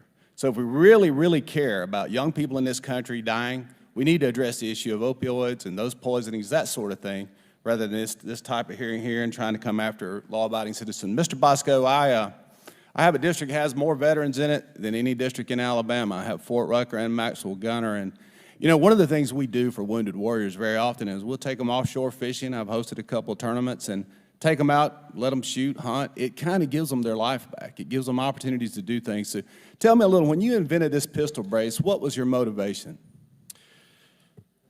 Well, I mean, I was at a range. A lot of us veterans enjoy shooting sports, shooting guns safely. And a range officer was out there, and he essentially told my buddy that he didn't want him shooting the weapon the way he was shooting it because, in his opinion, he was firing it unsafely. So now your buddy is... He's a vet. Wounded warrior? Yeah, he's a wounded warrior, lost a limb. Go ahead, and, he essentially, obviously you obey the range officer's rules. But the initial impetus was to get this guy back out there shooting a firearm safely. And I think it did a good job of that, and it's brought a lot of other veterans back to shooting sports. It's the one thing that all of us enjoy doing. You know, I don't even think my colleague would disagree that it's something that veterans do. I mean, his father did it. I train my kids the right way. It's something that really helps. It's cathartic to other veterans, including wounded veterans, and it's cathartic to people who just want to go out there and enjoy it. I mean, there shouldn't be any, I really don't think there's, I mean, we're all talking about Second Amendment issues here. I was really looking forward to talking about how this brace helps other people, how it helps wounded veterans, how it helps people with limited mobility. It's a piece of plastic that allows people to shoot a firearm better. That's what it is. You know, and my daughters shoot, and I understand that the brace allows 3 points of contact, so some of the wounded among us, some of the weaker maybe, couldn't hold a handgun. It allows them an opportunity to shoot as well. Is that correct? That's exactly right. All it does is allows for a third point of contact to help you fire the weapon more safely. Nothing about this product makes the weapon any more dangerous. Wait, no, so you're saying, number one, it doesn't make the weapon more dangerous. Actually, it probably makes the weapon safer. It does. And more accurate, I would think, which is a good thing when you're firing down range, I would assume. You want to hit targets, right? Exactly. So thank you for that. And Ms. Swear, I got to move quickly here. I want to ask you, are you aware of any data that suggests that an increase in firearm ownership leads to an increase in violent crime? No, not on the whole. It's all about who in particular has that firearm and whether it's for criminal motives. But generally speaking, law-abiding citizens are not, who are the mass of gun owners, are not having that violent intent, and they're therefore not a danger to themselves or others. Are you aware of any law that would stop gun violence? Is there a law that we could pass as Congress that would actually stop murders in this country by firearms? Congressman, even if you could pass a law outright banning guns, you'd still have to be able to snap your fingers to make them disappear out of the hands of violent criminals, and it would be an impossibility to eliminate gun violence. We can certainly work on getting guns out of the hands of violent criminals and enabling law-abiding citizens to defend themselves with that lethal force, as is their natural right and their constitutional right. But to suggest that we can somehow eliminate gun violence, I mean, you're talking about eliminating human nature and this propensity that violent people have to commit crimes. Yeah, I'm reminded of Rwanda where they killed all those people with machetes, right? It's more about human nature, actually, than it is the weapon we happen to be using. You know, it's interesting because most of the cities that are controlled by the Democrats, I moved to D.C. and I'm here part-time. I've only been in Congress 24 months. But you guys, I feel so much less safe here. And this is, I mean, they're pretty restrictive on firearms. So much less safe here than I did in the hometowns I grew up in, the cities in my states. Because number one, we're carrying concealed, so we're safe in that respect. But just the crime that we're seeing in the cities where they think they can pass a law to change human morality is just, it's staggering to me. And the statistics simply do not support that approach. But with that, Mr. Chairman, I'll yield back. Thank you. Chair recognizes Ms. Jackson Lee. Her 5 minutes. Mr. Chairman, thank you so very much. This really warrants 10 minutes to probe this thrust that we have here today when we realize, looking for my paperwork here, we realize that what we're facing is really a gun trafficking crisis that the ATF is trying to intervene and save lives. You take a city like Baltimore, looking for an anecdotal story, you will find that it is gun trafficking. To my good friend from Washington, D.C., in Washington, D.C., I feel very safe, but the point is Washington, D.C. is being flooded with guns coming from places like Virginia, where the laws are loose. I mean, do we have any common connection here? Here's an article that says alleged gun smugglers indicted in New York under new federal law. Thank God. We're saving lives. And so I'm very grateful to all of the witnesses. Mr. Larossi, I applaud you, but I'm a fighter for the Constitution, First Amendment, the Fifth Amendment, the 14th Amendment, and the Second Amendment. We are here, we are fighters for that, if I might say. And so let me just, Mr. Bosco, I take no back seat to fighting for my veterans. I love them. I love the combat soldiers and others, sailors and others, every list of man that you can imagine. Love traveling with the Marines, see what they do on the front lines. They're the first in. Then the Army wants to tell me, no, not really. Each one of them are to be respected. But let me just share with you. We know that stabilizing braces have been used to perpetrate horrific acts of violence, including the murder of 9 people outside a bar in Dayton, Ohio, and 10 people, including a police officer, at a grocery store in Boulder, Colorado. You are a nice person and a businessman, but surely you do not want people using your stabilizing braces to murder police officers. Is that true? That's absolutely true. And so the work of the ATF is to ensure that we regulate not your work, not your brace, but to ensure that it does not get in the hands of those who would not be able to, if you will, use it as you would want it to be. Let me move quickly. Thank you for that. Let me move quickly, Mr. Wilcox. Doesn't the Bruin decision represent a radical departure from the line of reasoning that Justice Scalia used in Heller, in which he recognized that the rights secured by the Second Amendment are not unlimited, and that nothing in that opinion should be taken to cast doubt on long-standing prohibitions against carrying of dangerous and unusual weapons? Just as the Supreme Court's decision in Dobbs has endangered the health and safety of millions of women, do you anticipate that Bruin decision will threaten the safety of Americans, and why? So I think the Bruin decision has created a lot of confusion. It's created an overabundant reliance on history, looking for a deep, specific historical twin by some courts rather than an analog, and what it's led to is perverse results. In the Fifth Circuit, I know the ranking member's home circuit, we saw the Fifth Circuit Court of Appeals strike down a provision in federal law that prohibits domestic abusers under protective orders from purchasing and possessing guns. Now going forward in your circuit, sadly, ranking member, domestic abusers under protective orders in the most dangerous time can access firearms. I don't think that is what Bruin meant. I do not think that is what the Supreme Court meant, but that language is too broad and it needs to be tightened up because we can't live in a country where dangerous domestic abusers, felons, gun traffickers can go free and terrorize our women, our children, and our communities. The most dangerous, if you talk to police officers as I do, the most dangerous call is a domestic violence call. I lost a beloved sergeant, saving the life of a mother and son, but he died, wounded and died on a domestic violence call. Let me quickly move to this issue of FFLs. How does it impact public safety if FFLs are not being regularly inspected? And how would increasing the ability for ATF to inspect FFLs impact law-abiding citizens? Ms. Wilcox, I don't want to put anyone out of business. I'm just trying to save lives. The regulation of FFLs. Look, I think it's incredibly important what this administration has done, and we've heard a little bit that I think goes beyond the facts. Because what this administration done is to say we're going to target inspections on those dealers that are most connected to crime guns. Have you been connected to crime guns? Are there violent crimes connected to your store? And then they're going to look at very specific willful violations, such as you didn't conduct a background check on your sale. You knowingly sold to a prohibited person. These are serious offenses. Let me get this in. How does the ATF's ghost gun rule promote public safety and reduce crime? can he just answer since I got in under the bell, Mr. Chairman? Yeah, and I apologize, we gave you an extra 4.5 minutes earlier, so we're going to cut it off here. Thank you Chair very much to all of the witnesses for their answers. Thank you. Chair recognizes Mr. Fry.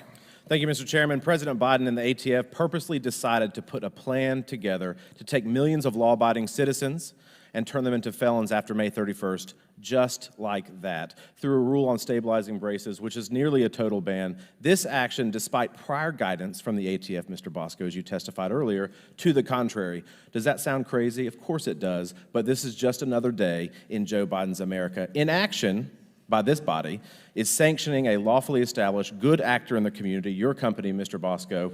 Let's just change the rules midstream. In order to register firearms under this proposal, gun owners are required to destroy, turn in, rebuild their guns, or fill out what is called a Form 1. This is the Form 1. It is a 17-page guidance on how to fill out a government form. This means that owners of up to 40 million braces will spend a collective 160 million hours registering their lawfully acquired firearms to comply with ATF's unconstitutional rule. Anyone who does not register, turn in, rebuild, or destroy their brace firearm by ATF's arbitrary deadline will be subject to a 10-year in federal prison or $250,000 per firearm. These aren't illegal guns. These are lawfully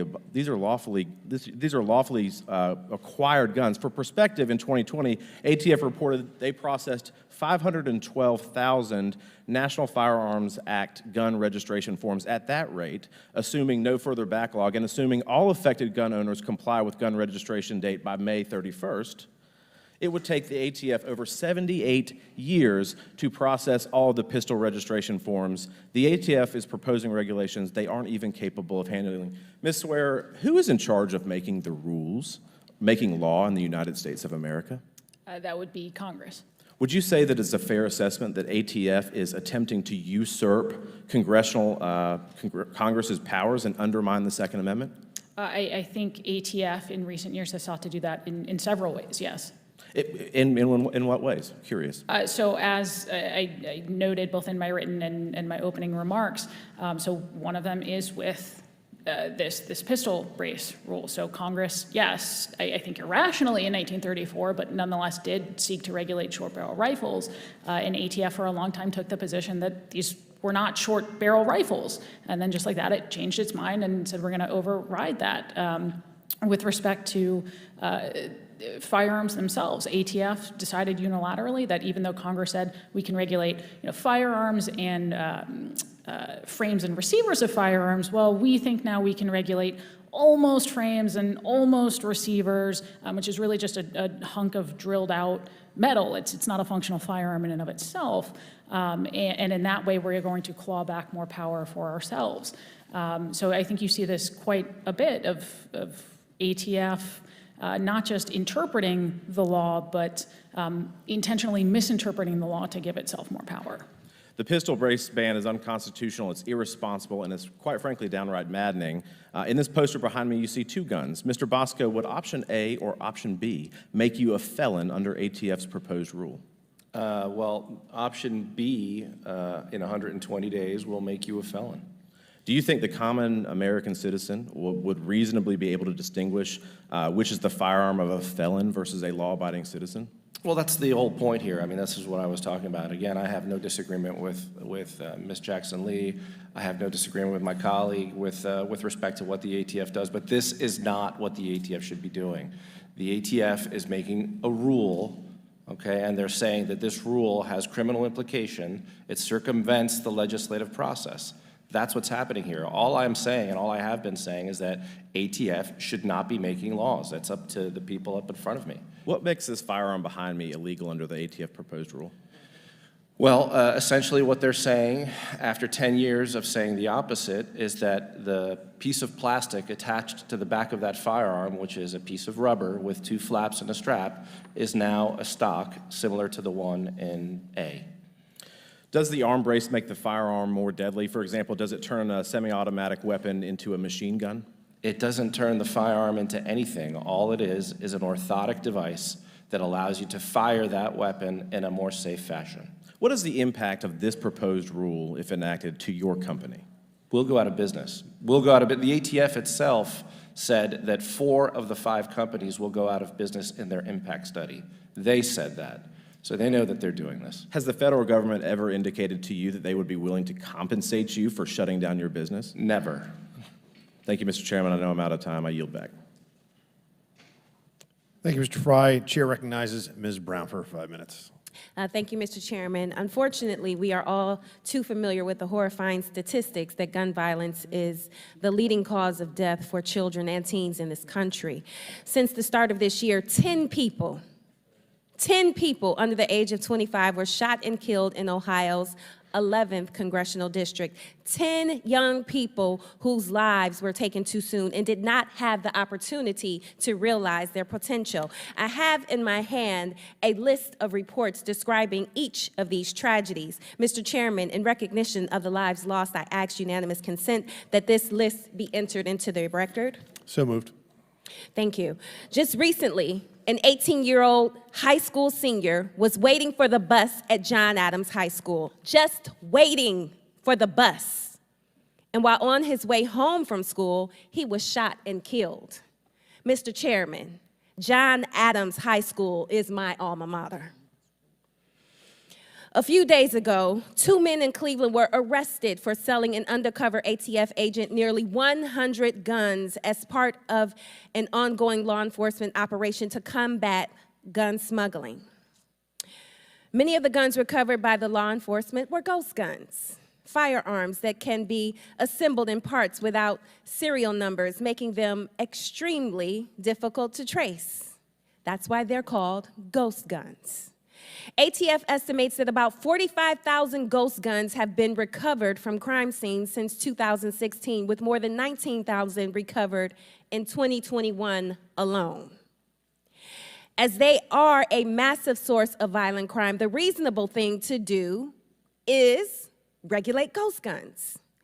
But reasonable regulations to protect Americans, like tracking ghost guns, have been strongly opposed by Republicans and the gun industry.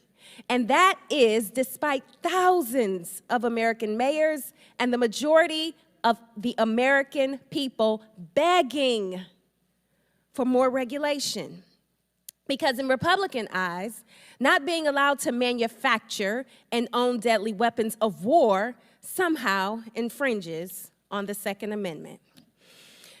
So, Mr. Wilcox, if you would, please describe the law enforcement challenges presented by the prevalence of ghost guns.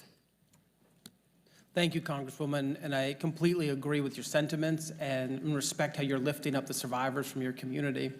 I think this is one of the fastest growing threats to public safety in our country because the untraceable product is the dream of gun traffickers and prohibited people who want to acquire easy-to-make guns with no record and no background check.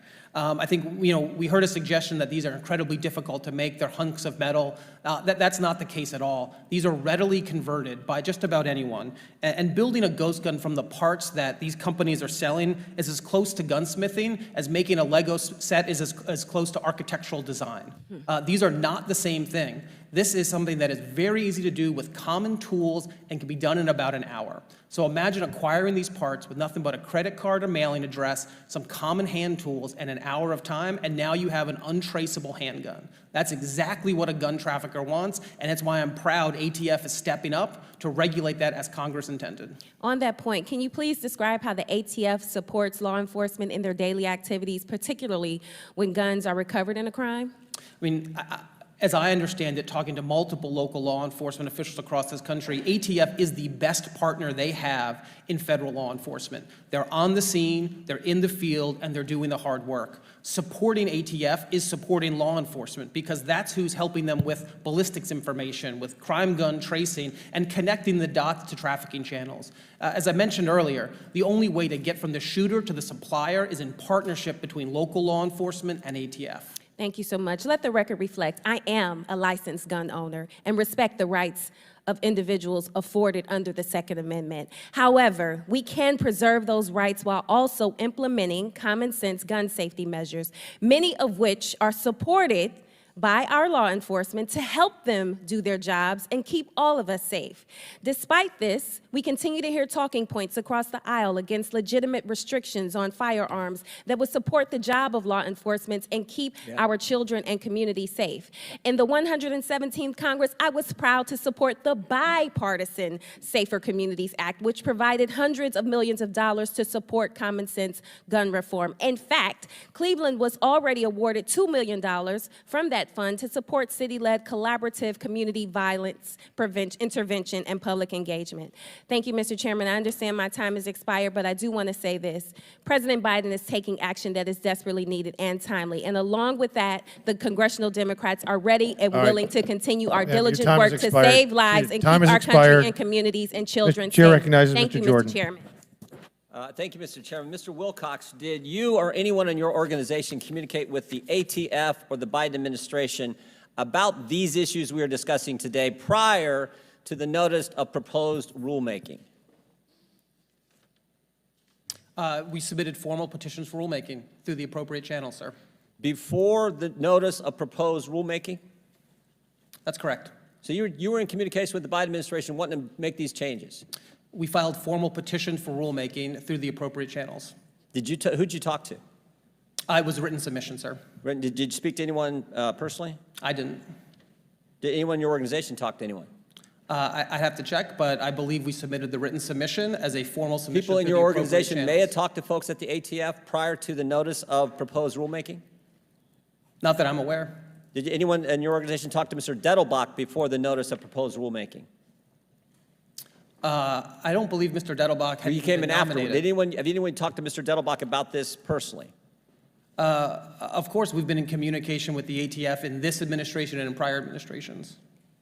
Talking to the director? You've talked to the director? I mean, we work with ATF across administrations. Have you talked to the director? It's a simple question. Yeah, I've communicated with the director. You've talked to Mr. Dettelbach? Of course. Yeah, and I find that interesting. I just know, as we're speaking upstairs, the president of the National School Board Association is sitting for a transcribed interview because the same thing happened there. National School Boards Association talked with the Biden White House, the Biden Justice Department, the Biden Department of Education, concocted this letter that set in motion this whole attack on parents showing up at school boards. And it looks to me like we have a similar operation going on here, where you guys worked with the ATF to change something that had been the law for 10 years to go after law-abiding Second Amendment Americans. Second Amendment supporting Americans. Mr. Bosco, you invented this stabilizing brace, is that right? That's correct. And you invented it for a Marine buddy, a friend of yours who served our country and was injured? That's correct. And you were told 10 years ago that the stabilizing brace does not convert a pistol into a short-barreled rifle, is that right? That is correct. I got the letter right here from the ATF, November 26, 2012, right? And then 7 weeks ago, a 180-degree change, right? 180-degree change, just the opposite. They now say it is just the opposite of what they told you 10 years ago. Again, I know others have talked about this, but I think it's so clear. 180-degree change. So in 10 years and 2 months, the rule was one way, and you developed a business based on the rule that they told you. Your government told you this was fine, and now they've changed it. That's correct. When did the bill pass that changed the law? There was no bill. No bill. That's the fundamental issue, right? No bill. Mr. Dettelbach, the new director, he never ran for Congress. I don't think he was ever, I don't remember a bill going through Mr. Nadler's committee last Congress that changed the law. I would have known because I'm on that committee, the Judiciary Committee, which has jurisdiction over this stuff. I would have known. I don't remember a bill passing the full Congress. I don't remember a bill in the Senate Judiciary Committee passing or going through the Senate. And I certainly don't remember a bill going to President Biden's desk that he signed in the legislation that changed the rule. But this could potentially impact millions of Americans, law-abiding, Second Amendment-supporting Americans. Is that right, Mr. Bosco? That's absolutely correct. How many products have you sold, just your company alone, to Americans? How many stabilizing braces have you sold? Many millions. I can say that from 2020 to today, which are the years that the ATF didn't concern itself with when it did its impact study, we sold, our company alone, 2.3 million braces. So while they were doing their study, they didn't count the number of braces that were being sold? They didn't count in their impact study. That's probably because Mr. Wilcox's organization told them not to count it, right? I don't want to. Well, they were talking to him all the time, it sounds like, putting this all together, going after people who support the Second Amendment. How many Americans do you think it's total? So I've heard estimates as many as 40 million Americans could be impacted by this. Correct. Congressional Research Services has said anywhere between 10 and 40 million Americans own stabilizing braces. Unless you remove the brace, lengthen the barrel, turn in or destroy your firearm or register your gun with this government that you know you can trust, because Mr. Wilcox has been working with them, you know you can trust. Unless you do those 4 things, what happens? What are you? A felon. A felon. A felon for something 10 years ago they said was just fine. That you build a business on, and the business started because you wanted to help a man who put the uniform of his country on his back and served our country and was injured, and now they're going to put you out of business and make people felons. But don't worry, Everytown, USA, Mr. Wilcox has been working with our government to implement this, to target Second Amendment people, Americans who support the Second Amendment. Such a deal. Such a deal. That's why we need legislation to say this rule does, we need to pass that. That's what we do need to pass into law now based on what has happened with this organization. Mr. Chairman, I yield back. Thank you, sir. Chair recognizes Ms. Stansberry for 5 minutes. Thank you, Mr. Chairman. Uvalde, Buffalo, this week, Sumter, Milwaukee, Tampa.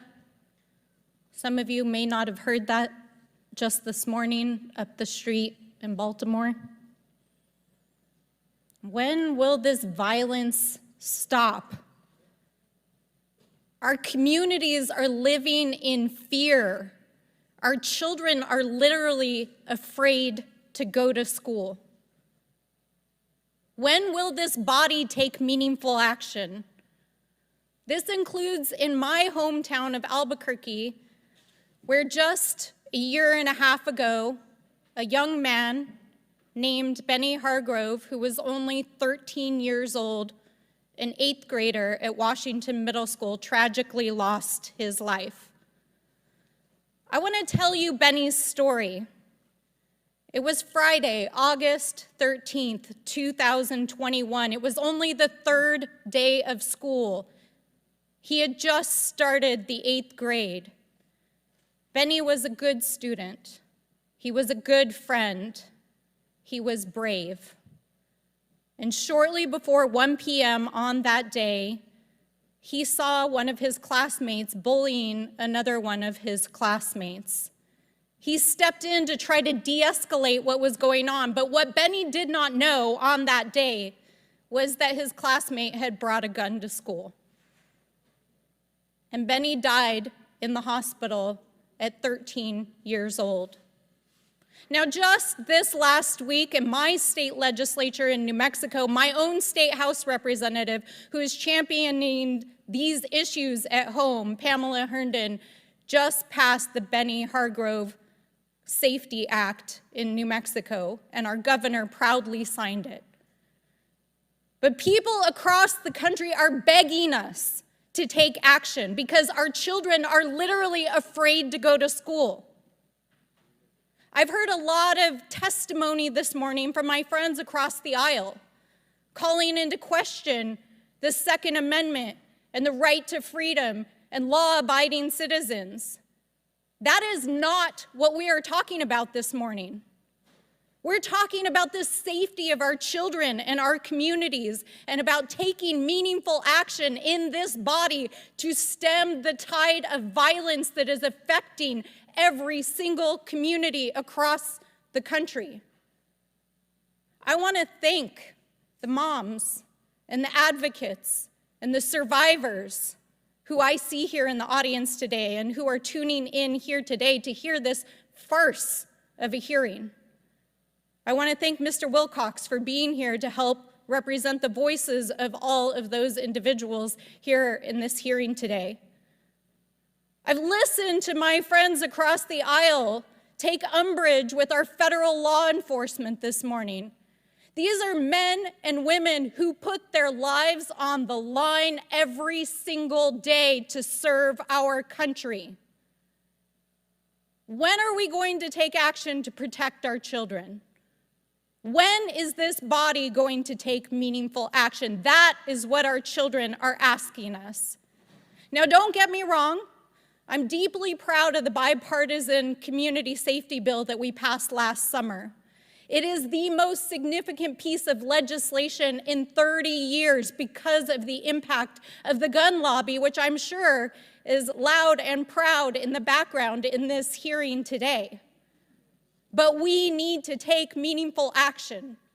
And so, Mr. Wilcox, I want to ask you, what are the actions that we must take to protect our communities?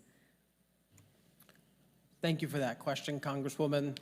I think first we need to be implementing the Bipartisan Safer Communities Act and the laws on the books, just like ATF's been doing with ghost guns and with arm braces, with unlicensed sellers who make gun sales without background checks. We also have to keep passing foundational laws, background checks on all gun sales, ensuring there's an extreme risk protection order process across the country, and that people who own guns, like my family, store them securely. Because we know that 80% of the guns that are used in school shootings, those are coming from the home of the parent or a family or relative, and that's our intervention point. Responsible gun ownership, which I think there is agreement on this dais about, as well as common sense and constitutional gun laws to keep guns out of the hands who shouldn't have them, while supporting our federal law enforcement officers at ATF. Thank you, Mr. Wilcox. And with that, Mr. Chairman, I yield back and I beg my colleagues to take urgent action now. Thank you. Chair recognizes myself for my time.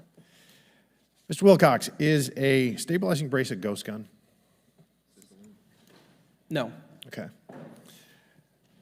So I just want, for the record, to recognize the fact that our Democratic colleagues were in charge of this chamber for 4 years, and there was no legislation passed to regulate or ban ghost guns. In fact, it wasn't even marked up.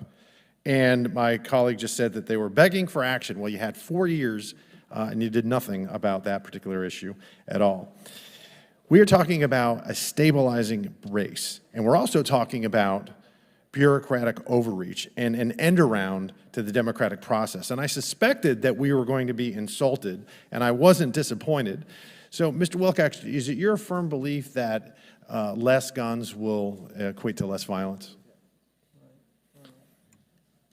Thanks for the question, Chairman. It's my belief that strong gun laws lead to less gun violence. So less guns is better? No, strong gun laws lead to less guns are, what is stricter laws going to do?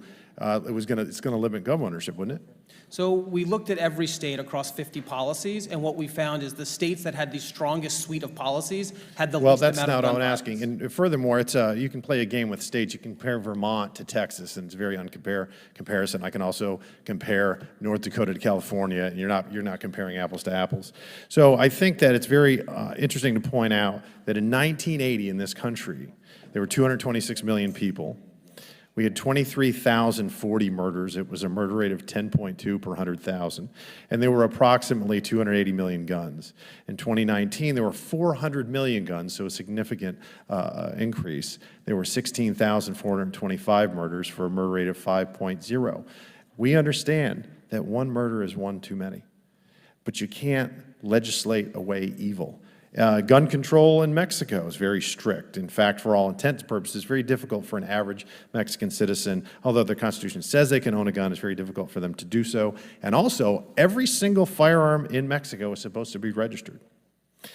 Mexico has 124 million people. Ma'am? Okay. All right. Officer, she goes. She goes. Please remove that woman, please. Yes, officer, please.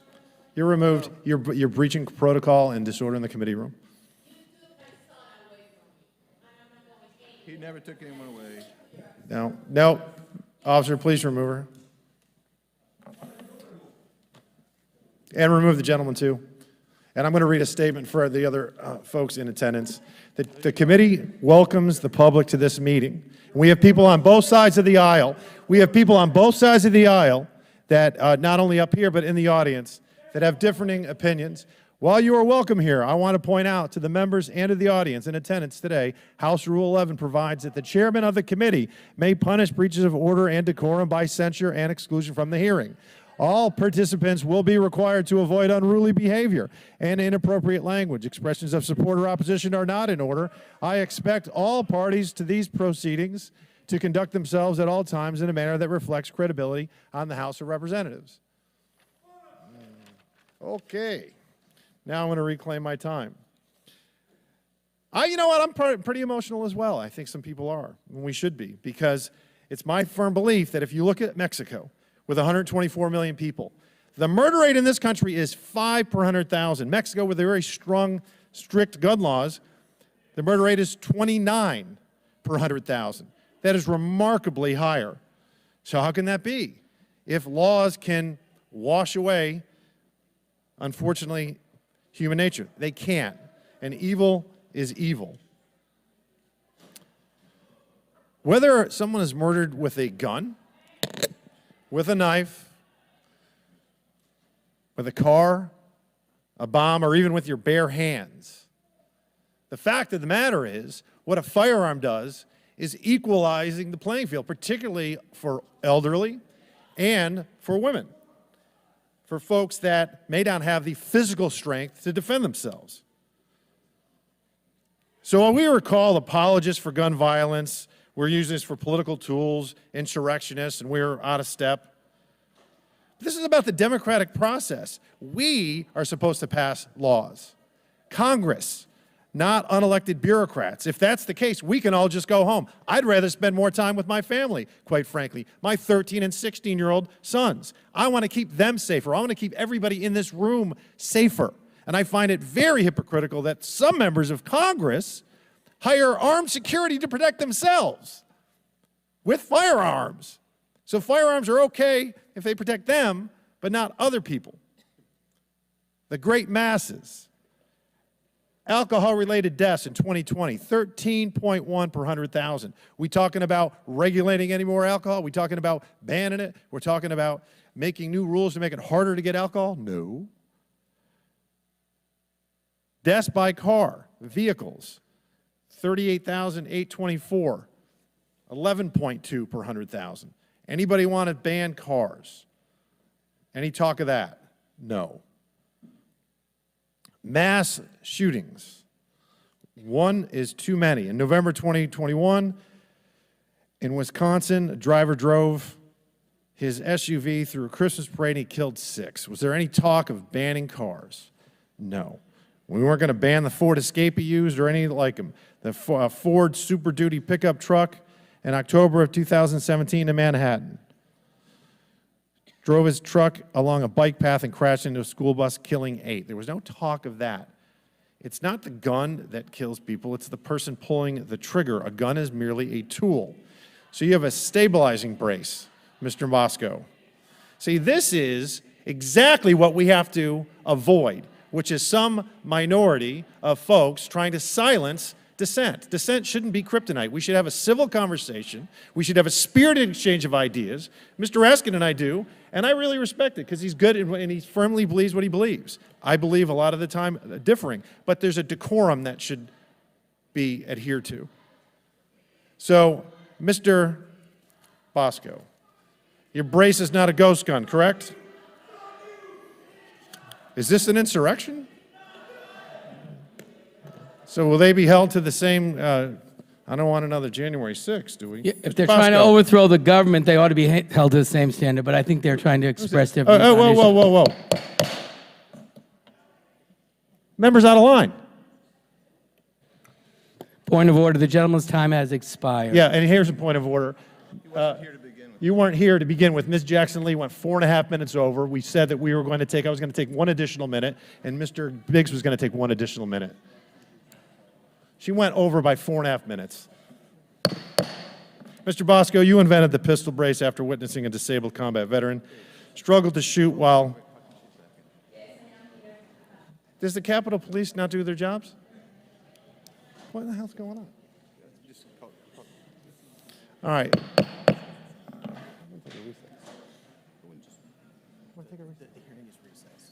This hearing's recessed.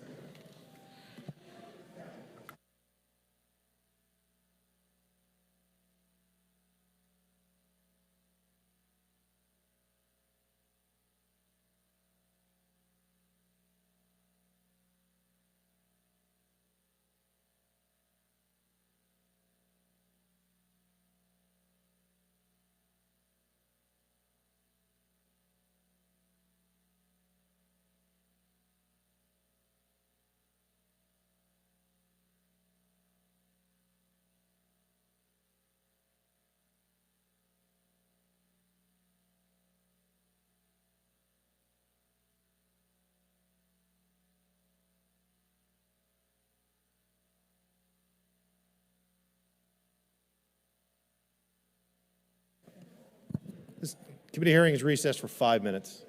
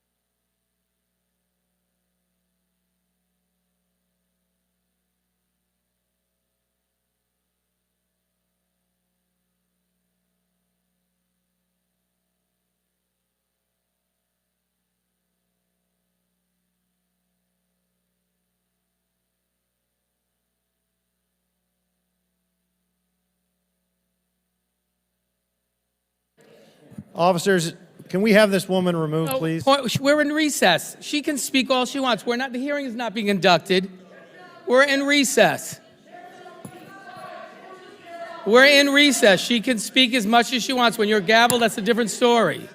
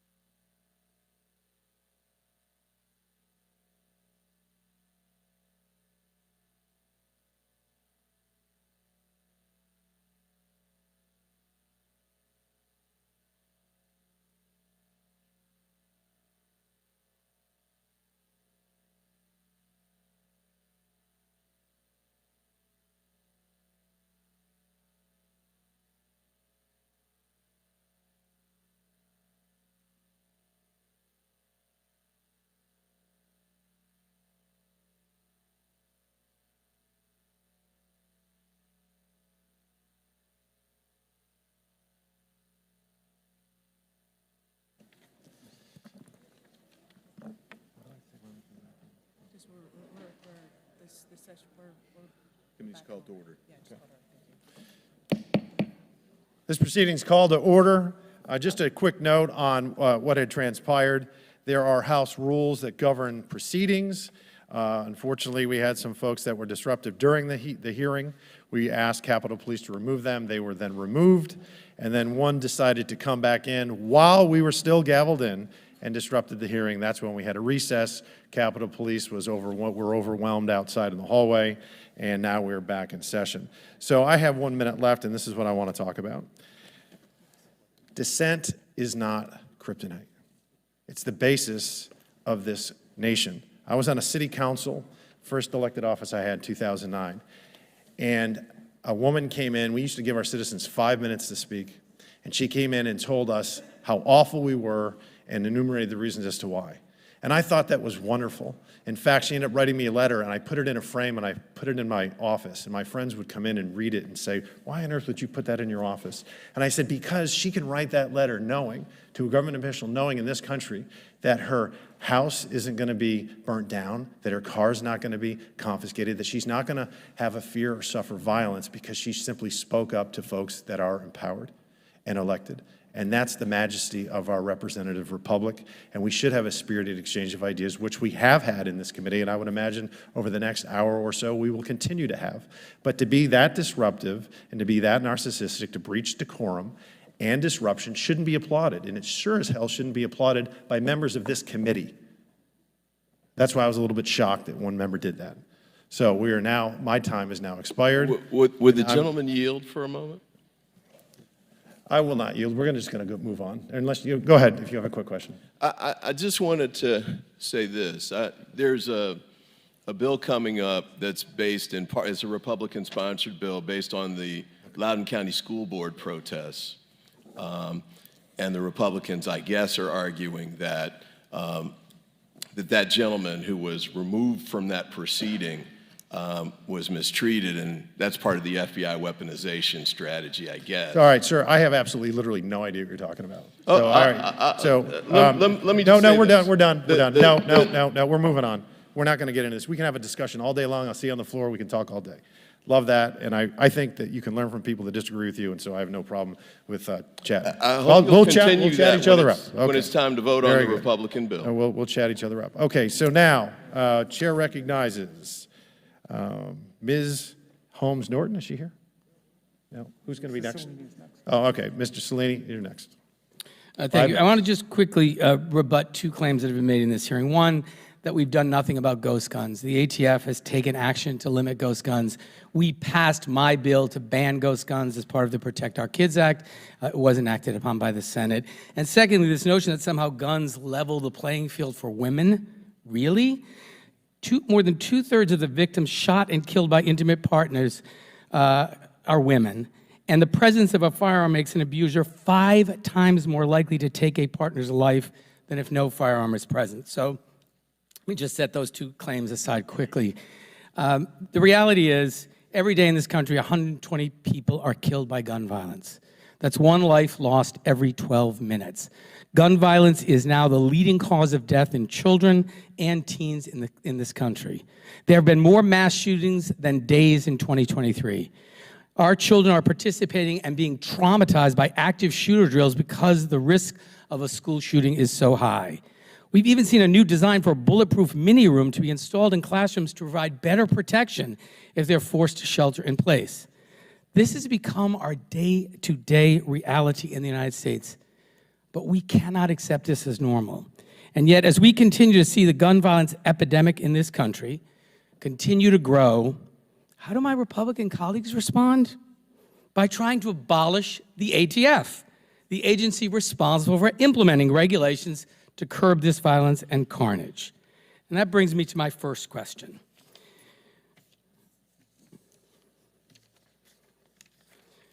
Mr. Bosco, this is a yes or no. Is this AR-15 equipped with an SB tactical arm brace? Yes, it is. It is. Now, for members of the audience, this is a picture of the weapon used by the mass shooter who killed 5 people and wounded 17 on November 19th in the Club Q shooting. an LGBTQ club in Colorado. It appears to have an SP tactical arm brace that was just identified. The shooter had several run-ins with law enforcement before this massacre, including an incident where he had held his grandparents hostage that led to a SWAT team standoff in 2019. Mr. Wilcox, if the ATF's arm brace rule had been enacted earlier, even last year, would the shooter have been able to obtain this kind of weapon? Thanks for that question. I mean, the fact is that short-barreled rifles aren't showing up in mass shootings unless they have been equipped with an arm brace, because those have been able to get around the national firearm restrictions. So no, that product wouldn't have been available as easily as it was if the regulation had been in place. And Colorado Springs is sadly just one example. Mr. Wilcox, have any other mass shootings been committed with AR-15 style weapons with arm braces? Yes, Congressman, I'm aware of at least 2 others, one in Dayton, Ohio, and another in Boulder, Colorado. Now, we've heard a lot today about ATF's rules subjecting firearms equipped with stabilizing braces to regulation. Does that rule do anything more than close a loophole that allowed people to evade public safety regulations simply by adding accessories to pistols to transform them into short-barreled rifles? No, Congressman, this is ATF enforcing the laws on the books, assessing technology, going through the notice and comment rulemaking process, taking appropriate action, and providing ample compliance opportunities, waiving the fees that come with the National Firearms Act, and having a grace period so that law-abiding responsible citizens can take advantage and register their weapons if they wish. And again, short-barrel rifles have been regulated under the National Firearms Act since 1934. Isn't that correct? That's correct. Your predecessors in Congress established the clear law in the 1930s around short-barreled rifles. And stabilizing braces have been examined by the ATF since 2012. Why did it take so long for the agency to close this loophole? So it's because I believe technology has changed in that time. And in fact, this wasn't the first time ATF acted. Under the last administration, the Trump administration, they took action, sending a cease and desist letter to one company that was selling a short-barreled rifle equipped with an arm brace. And so we've seen ATF consistently act as they've started to assess technology before entering the formal notice and comment rulemaking process. And does the ATF rule prohibit veterans or the disabled or any law-abiding American from possessing a firearm equipped with a stabilizing brace? And will disabled veterans be able to keep these types of firearms even if the stabilizing brace was designed to be fired from the shoulder? Absolutely, Congressman. There's no prohibition in this regulation. There's no prohibition on short-barreled rifles in the National Firearms Act. In fact, ATF processes hundreds of thousands of national firearm applications every year for millions of firearms. This is something ATF knows how to do and does do. Thank you. I want to just end by thanking all the advocates here for gun safety for all your good work and for being present today to hold everyone accountable for their remarks and their votes. And I yield back. Chair recognizes Mr. Perry for his 5 minutes. I thank the chairman. Sorry, go ahead, Ms. Biggs. Okay. Mr. Perry, go ahead. We're trying to balance, right? Trying to balance the safety of the citizens in the United States of America with this God-given constitutional right. It's enshrined in the Constitution, came down from God, that we can defend ourselves.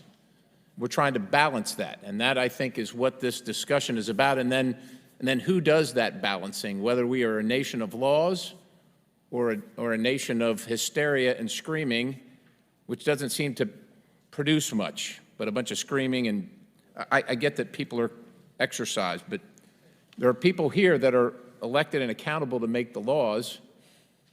Unfortunately, in this case, folks that aren't accountable seem to be making the laws with the power to put you in jail, the authority to put you in jail if you disagree. Mr. Wilcox, are you a gun manufacturer?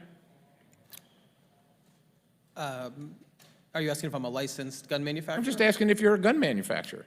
I'm not. Licensed or otherwise. So you're not. Have you made a so-called ghost gun?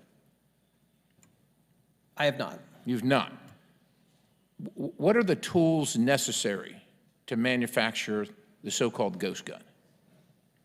So I've worked with a number of veterans who have made this, and to make the handgun model, if you buy the polymer frame with the kit, what you need is a hand drill and a hand file. So actually, these aren't motorized tools or battery-operated tools at all. They're just working with muscle power.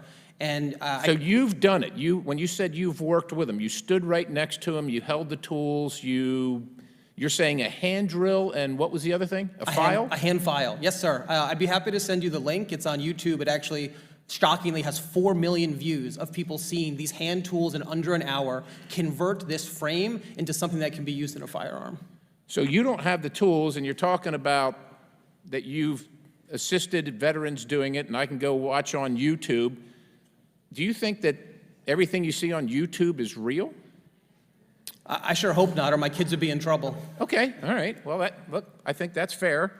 What are the components of what you characterize as a ghost gun?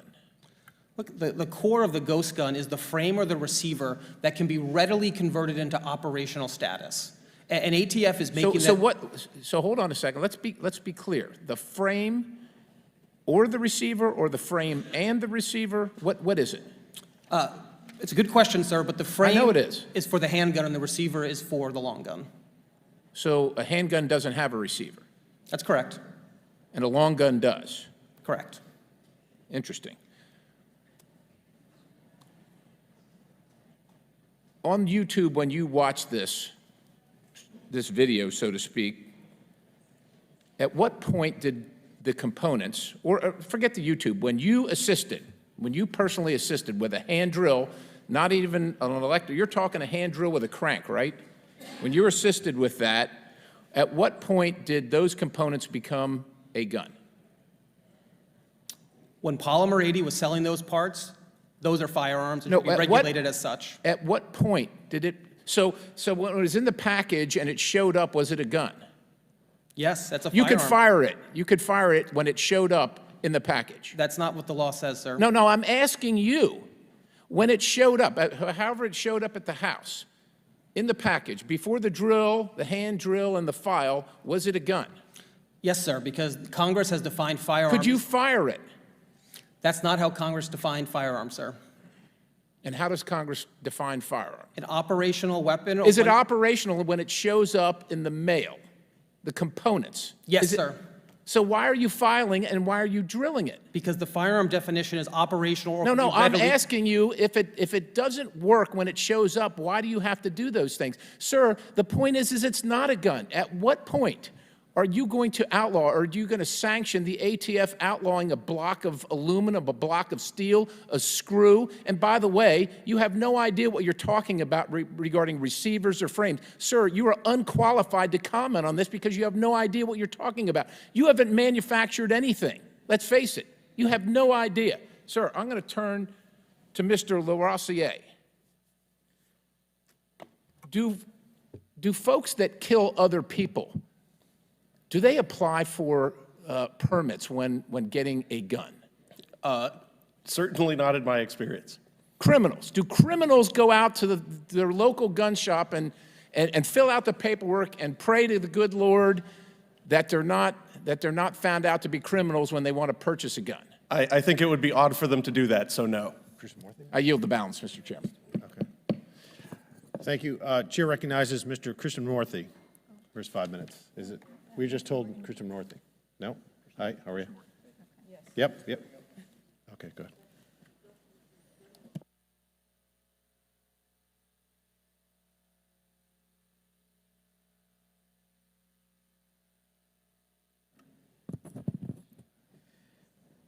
Thank you, Mr. Chair. I want to address some issues that have been raised in this hearing.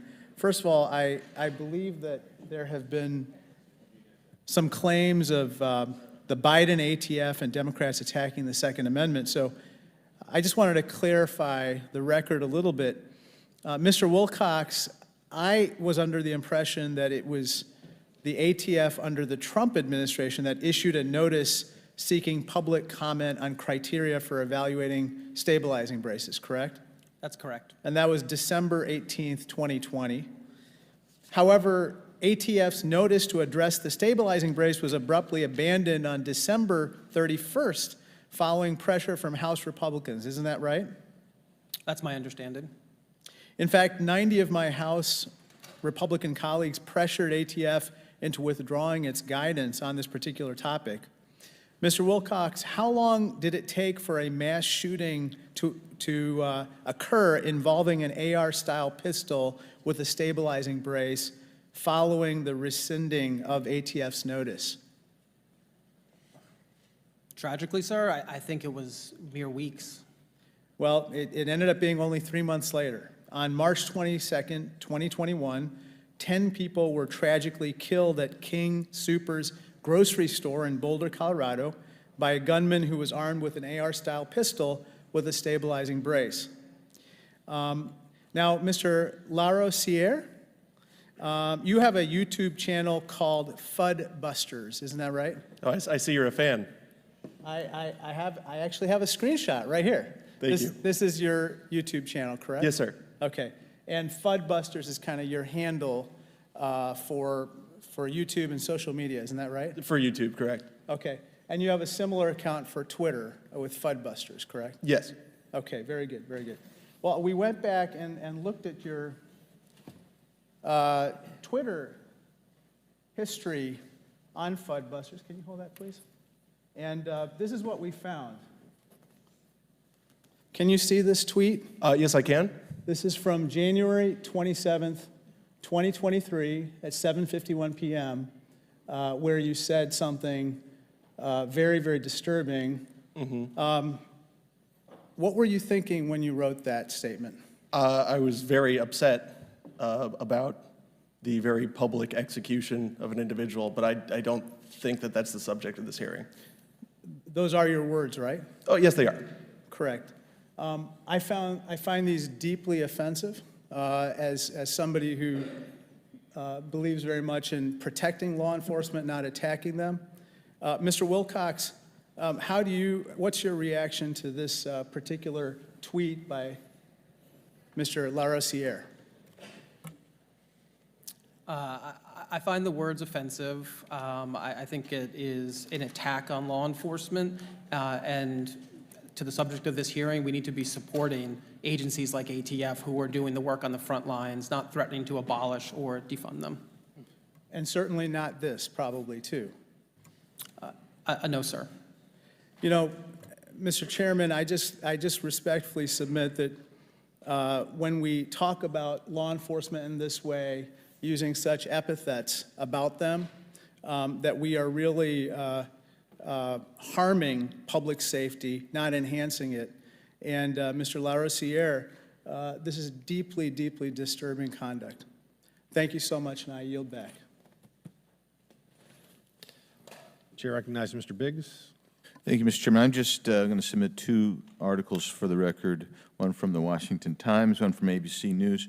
Interestingly, where the gentleman who was escorted out earlier was escorted from the President Biden's event earlier. Thank you. Without objection, so moved. Chair recognizes Mr. Tiffany for his 5 minutes.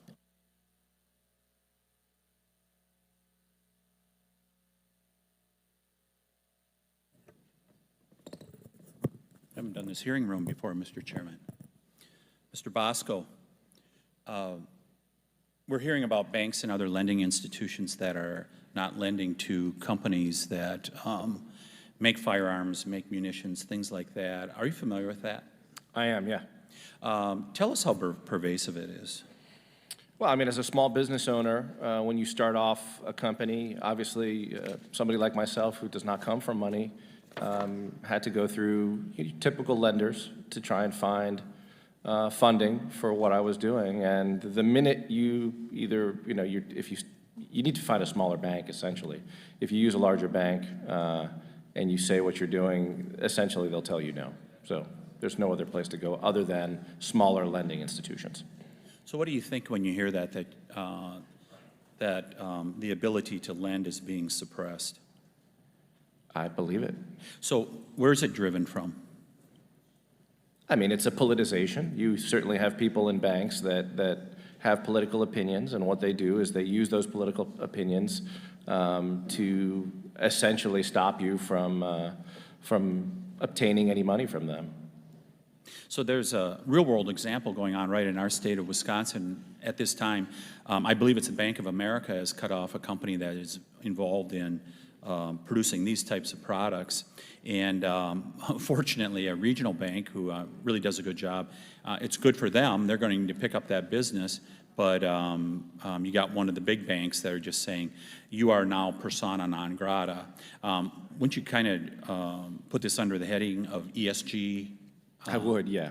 Yeah, for sure. I hope I say your name correctly, Mr. Larosiere. Do you have any comments in regards to that issue? As far as debanking the firearms industry, it's been an incredible source of tumult for my clients, and especially when you're talking about small businesses, fewer than 15 employees, then having to pay exorbitant rates, for things like credit card processing. That's why I'm glad that measures have been taken in states like my own in Florida to kind of put a stop to that. But I'm also involved in the firearms industry, and I can certainly say that most people will have to either find some unconventional loans or self-start and bootstrap, and very often resort to credit cards, whereas other businesses don't have that problem. Thank you. Mr. Wilcox, if a person lies on Form 4473 and is a user of unlawful drugs, you can get between 5 to 10 years for that. Is that correct? Is that my understanding? No, I believe Congress changed the sentence last Congress. What is that sentence now? Up to 15. Up to 15 years. Why hasn't Hunter Biden been prosecuted for the crime that he committed? I'm not aware of the facts of that case and can't comment on it.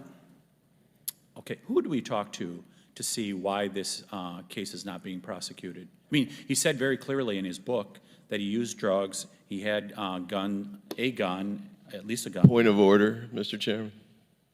State your point of order. Totally irrelevant and not germane to this proceeding. Sir, he's got his 5 minutes. Go ahead, continue. Okay, so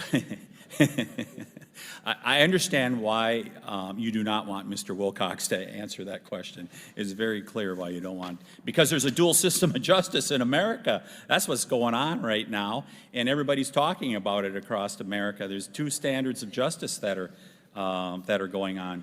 So I'll just close by saying this, Mr. Chairman. You know, time and again we find ourselves addressing these cynical plays by the Biden administration.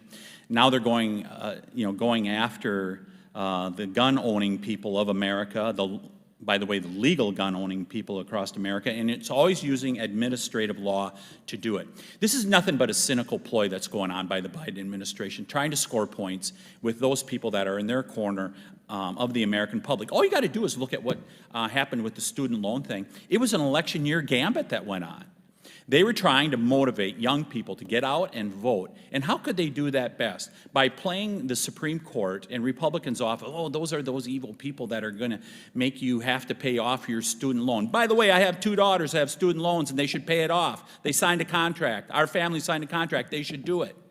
And yet this is this kind of cynical stuff that goes on with the Biden administration all the time. And this is no different. This is no different at all.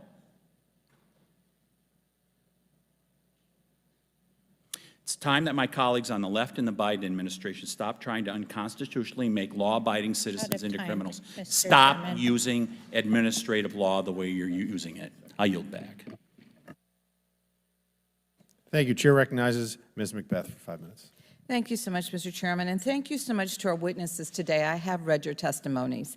I am grateful that the majority has provided us this opportunity to highlight the great and very successful work that the ATF is doing to combat gun violence and also keep our communities safe. As most people in this room know, the ATF finally has a permanent director after almost 10 years without a leader at the helm of one of the most consequential agencies in the federal government. An agency tasked with keeping guns out of the hands of those who are in danger to themselves or their communities. An agency that partners day in and day out with our local and our state law enforcement agencies. And an agency that simply just helps stop crime before it happens. I know that there's been an effort in this room to criticize the ATF and the important work that they're doing.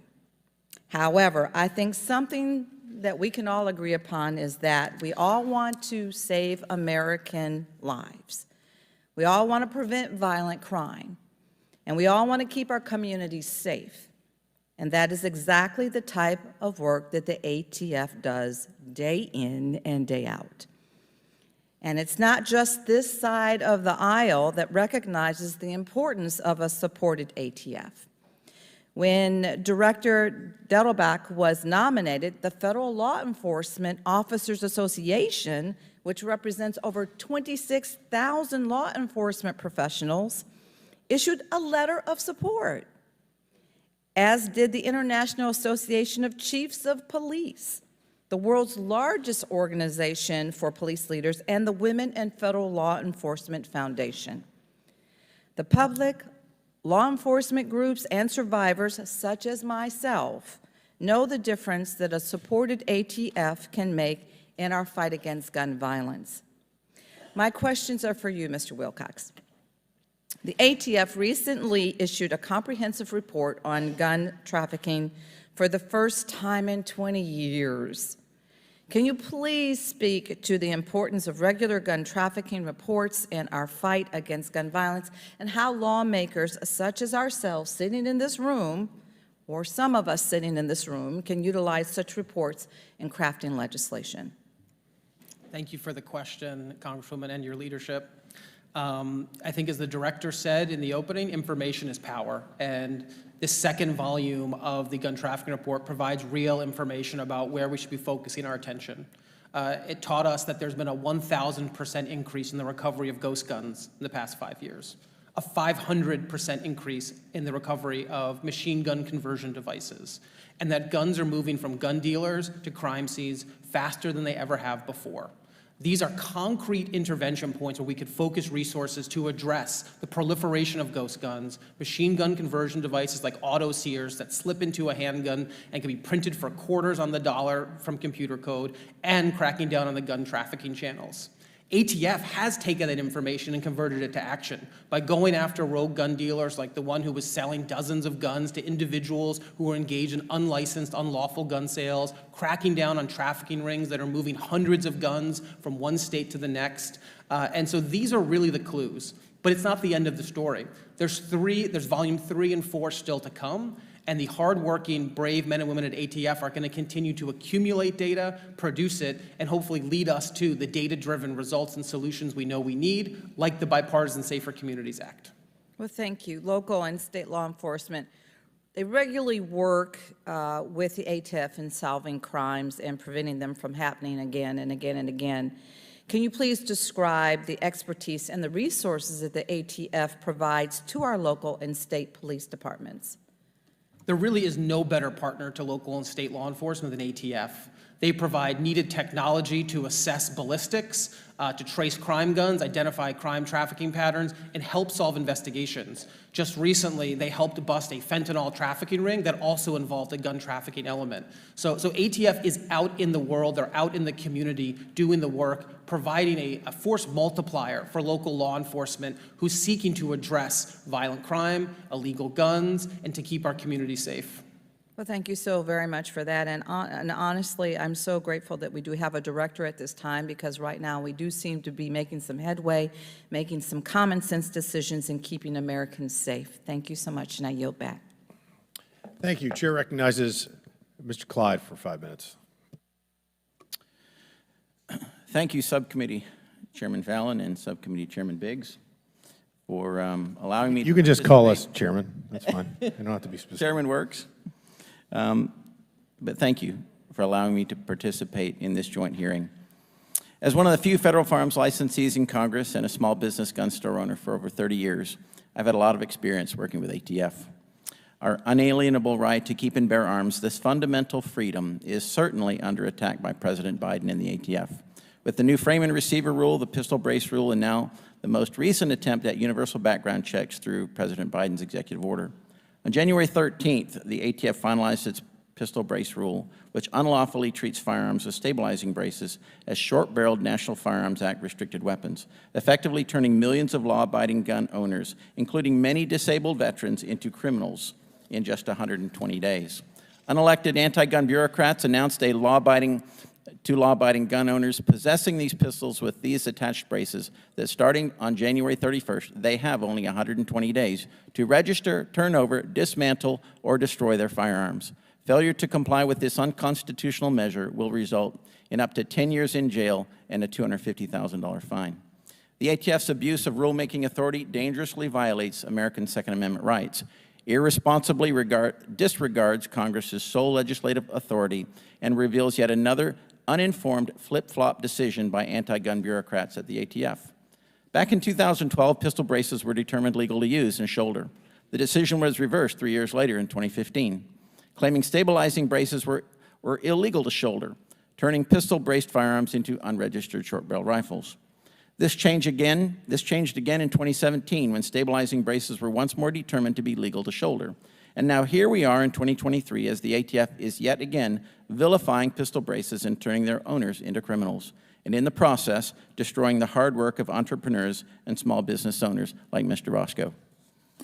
To help with this injustice, this week I introduced the Joint Resolution of Disapproval, HJ Res 44, under the Congressional Review Act with Congressman Richard Hudson, as well as the support of over 180 of my House Republican colleagues as original co-sponsors to repeal the tyranny of ATF's misguided and unconstitutional pistol brace rule. This ATF rule and every other form of gun control pushed by the Biden administration is nothing more than a thinly veiled assault on our Second Amendment rights. It is yet another attempt to advocate backdoor gun control in order to disarm our nation and dismantle Americans' Second Amendment freedoms. The intended end result would be an unarmed America, which would make for a less safe and less free America. Mrs. Swearer, will the ATF's pistol brace rule reduce crime and save lives, do you think? Almost certainly not. In fact, it's mostly liable to create felons where there were not felons before instead of attacking violent crime as it currently exists. And by the tens of thousands of them. Yes, sir. So if the intent is not to reduce crime and save lives, what do you believe is the purpose of ATF's pistol brace rule?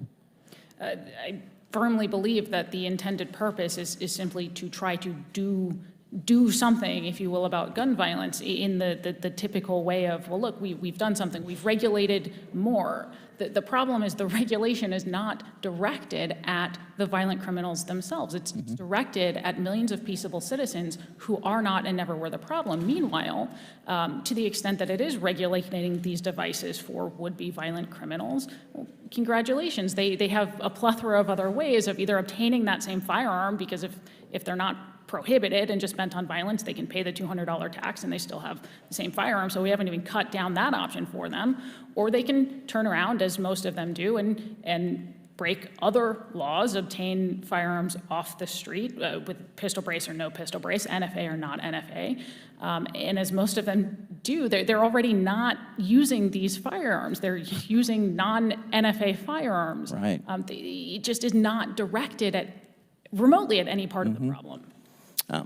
Mr. Bosco, in 2012 and 2017, the ATF found pistol braces were not subject to the National Firearms Act controls. Has the basic design of stabilizing braces changed over the last 6 to 10 years? The brace has been the same thing that I've done in 2012.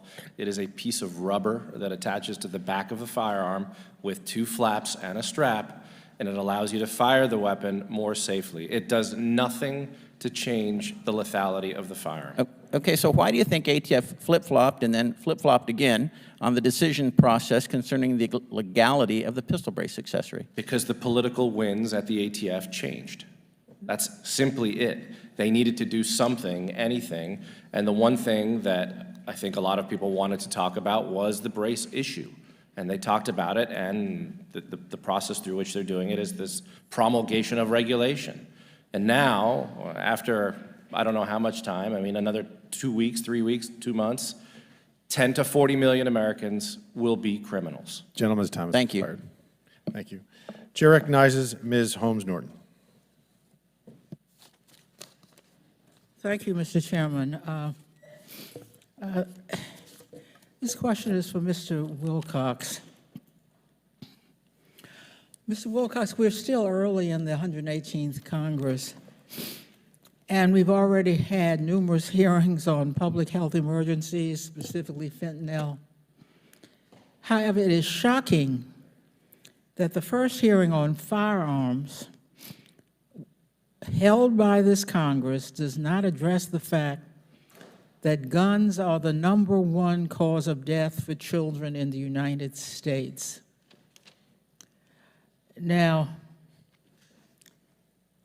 that has been alluded to before in this hearing, but it should be noted that in 2020, for the first time, guns surpassed auto accidents as the leading cause of death in children.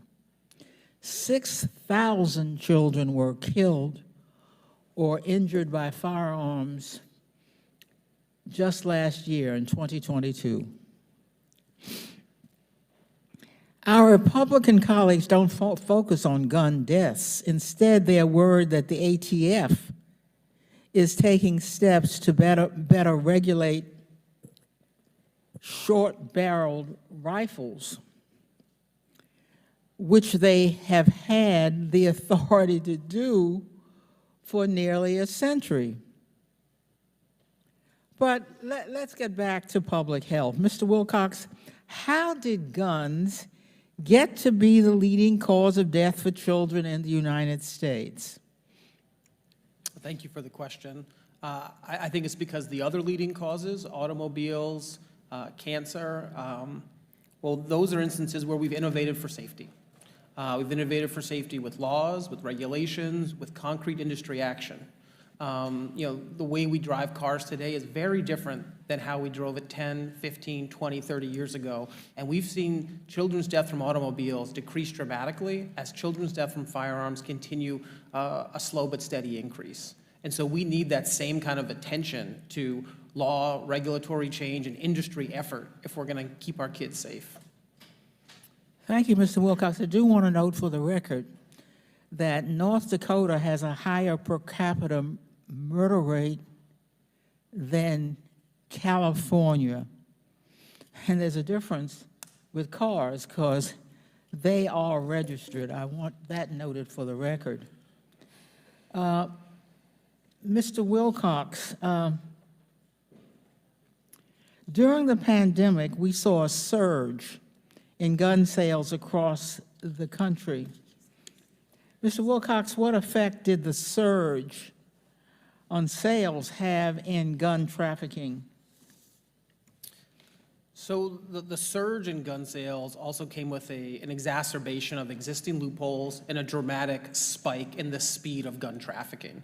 In 2021, we saw guns move faster from dealer to crime scene than we really have at any time before in recent time. 54% of the crime guns that were recovered in 2021 were likely trafficked because they had been purchased within 3 years. And shockingly, 32% of the crime guns recovered in 2021 were purchased just a year before. So a third of the crime guns were purchased a year before. I think those are very troubling statistics, but they're also opportunities for intervention so that we can stop the flow of the iron pipeline, we can stop illegal gun trafficking. Recently, the president promulgated an executive order on gun violence. That's been very much noted in the news. And ATF has been taking steps to pursue its mission to stem gun violence. So, Mr. Wilcox, how will these actions help stem the public health risks posed by guns to Americans across the country?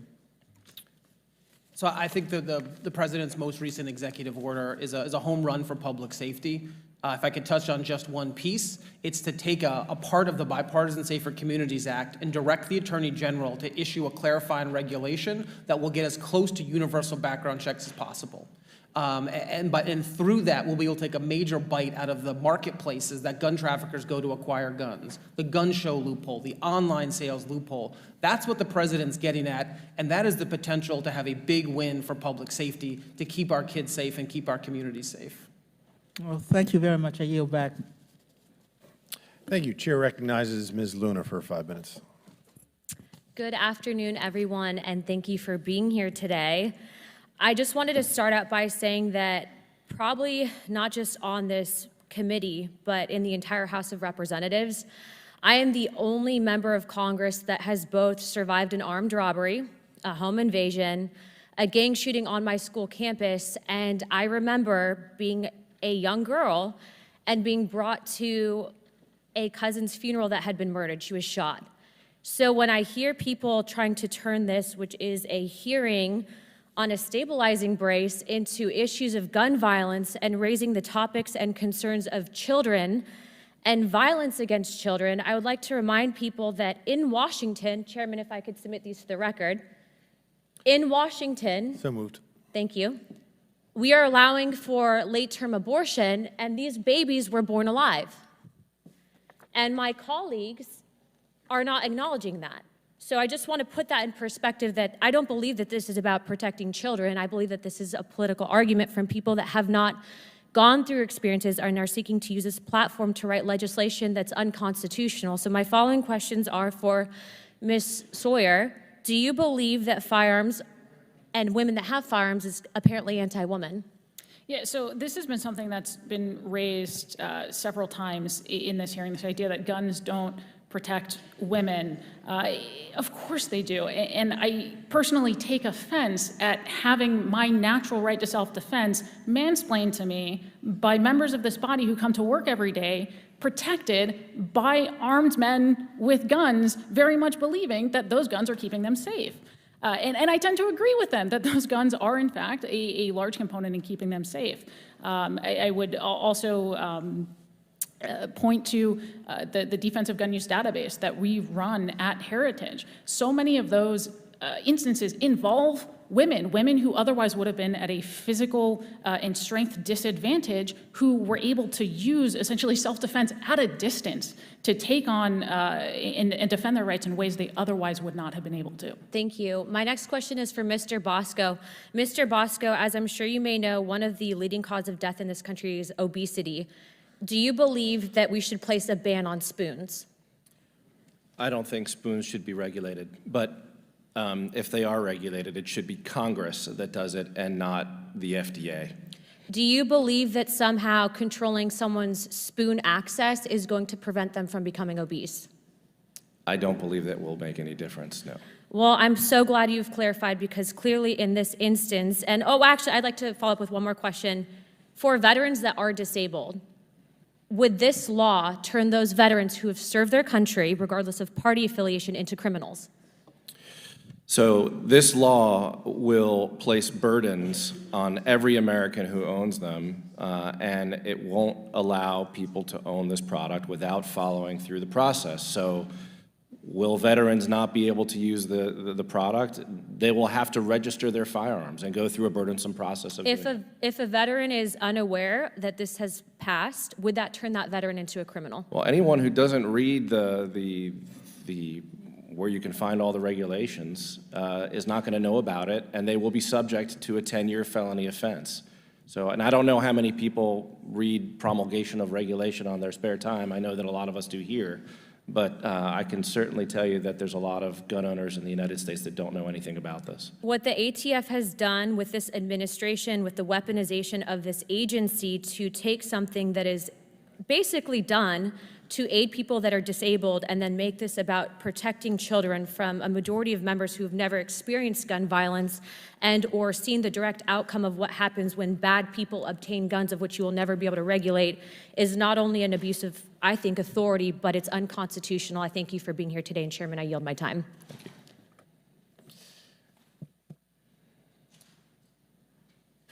you. Thank you. Chair recognizes Mr. Swalwell for 5 minutes. I want to thank the activists who have stayed in this fight for gun safety, reasonable gun safety, and thank you for showing up today. I'm also sorry that you were targeted earlier. The same people that want to have you arrested and put in jail want to go to the DC jail this week to take the January 6 terrorists out, if you can believe that or not.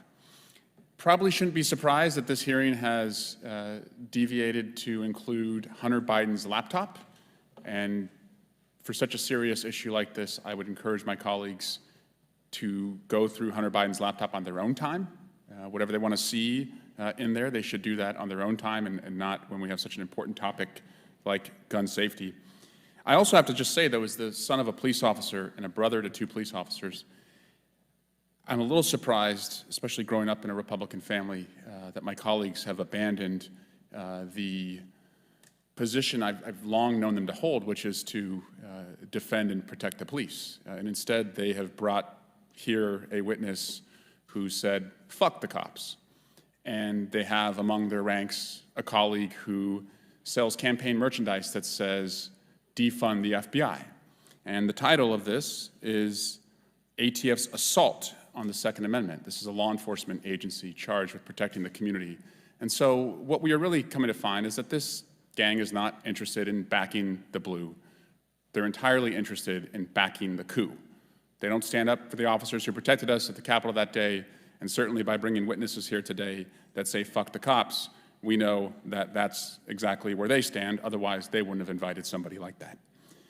But what's really disturbing is that this hearing has gone way outside the mainstream, because most Americans believe that you should be able to own a firearm to protect yourself, that you should be able to own a firearm to take your kids hunting, and that you should be able to own a firearm to go to a range and shoot for sport.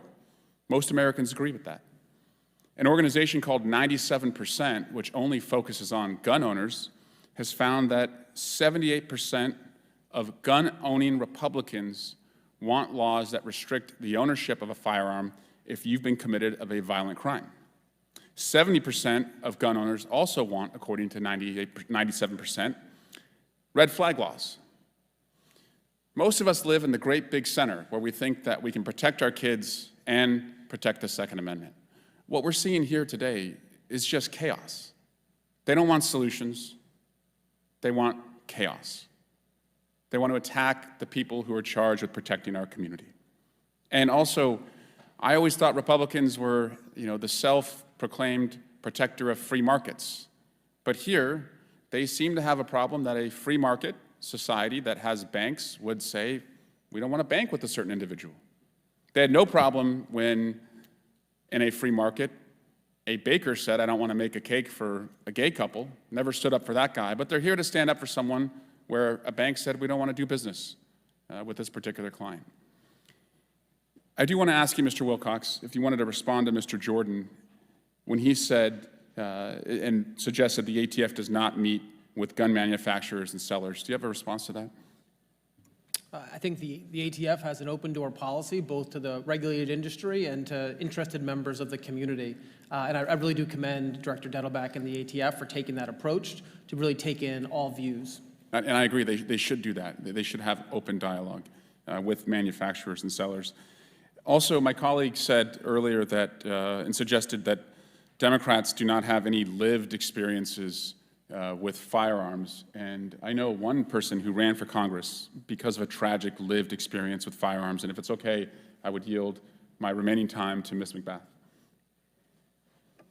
Thank you so much. I really appreciate you yielding to me, my colleague from California.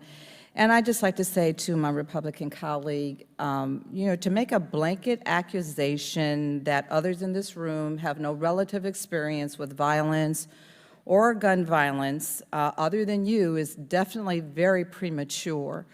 Since my son was murdered in 2012, I have spent every day, every hour, as many individuals in this room have, many of our experts, many of our survivors, many of the people that are sitting in this room working on this issue have far more, granted, probably have far more experience and relative knowledge about what it is going to take to change the culture of gun violence in this country. And we actively work on it every single day. So I really take offense to the language and to what you said, and I would hope that you would just think more candidly about the remarks that you make going forward, because as a survivor, I am very, very, I'll just say very disgusted by that remark. Thank you. Yield back. Chair recognizes Mr. Edwards. Thank you, Mr. Chair. To all of you, thanks for being with us this afternoon. Mr. Wilcox, we probably have gone through this, but I just need to clarify a couple of points to help me make a point. And this is irregardless of the fact that many of my colleagues and a couple of the witnesses have already made the point that the laws of this land should be made by Congress, not by any federal agency. So I'll skip through that. Did you testify that a pistol brace will not change the capacity of a firearm? I don't believe I was asked that question. All right. Will a pistol brace change the capacity of a firearm? What do you mean by capacity, sir? The number of rounds. No, sir. Will a pistol brace change the firing speed of a firearm? No, sir. Will a pistol brace, well, let me back up there just a minute. And so what I hear you saying is a pistol brace will not change the basic mechanisms of a firearm that makes it more dangerous. No, sir, I don't think that's precisely correct. Mr. Bosco, are you familiar with the Form 4473? I am. All right. Are you an FFL dealer? I am. Yeah, so am I. It's getting to be a smaller and smaller club. I'm glad we're here. On a Form 4473, there are basically two types of firearms referenced. Will you tell us what they are? One is other, the other one, well, there's pistol, rifle, and there's other, or receiver is what we call it. So, depending on the form, long gun, handgun.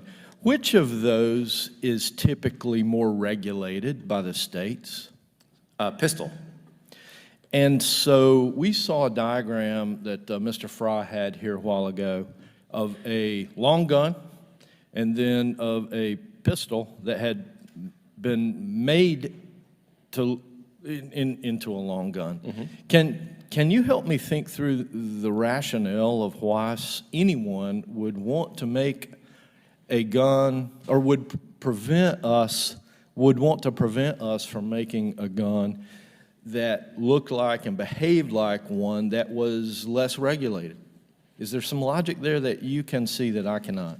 I've not seen much logic, with all due respect to everybody here, and I think the problem is that a lot of people really aren't informed about what is and is a pistol and what is and isn't a rifle. And frankly, it's very nuanced, so in their defense, it's hard to really understand all of this. So what I would say is that the product is a safety device. My colleague was talking about innovation for safety when it comes to vehicles, and that's what's helped vehicles be safer. Well, this is an innovation for safety for firearms. All it does is help you fire a large pistol more safely. It does nothing to change the lethality of the firearm. Mr. Cicilline as well showed the picture. It's a terrible thing that happened. But whether my product is on there or not changes nothing, and it hasn't changed anything for 10 years. All of a sudden now we're going to say that a pistol is a short-barreled rifle?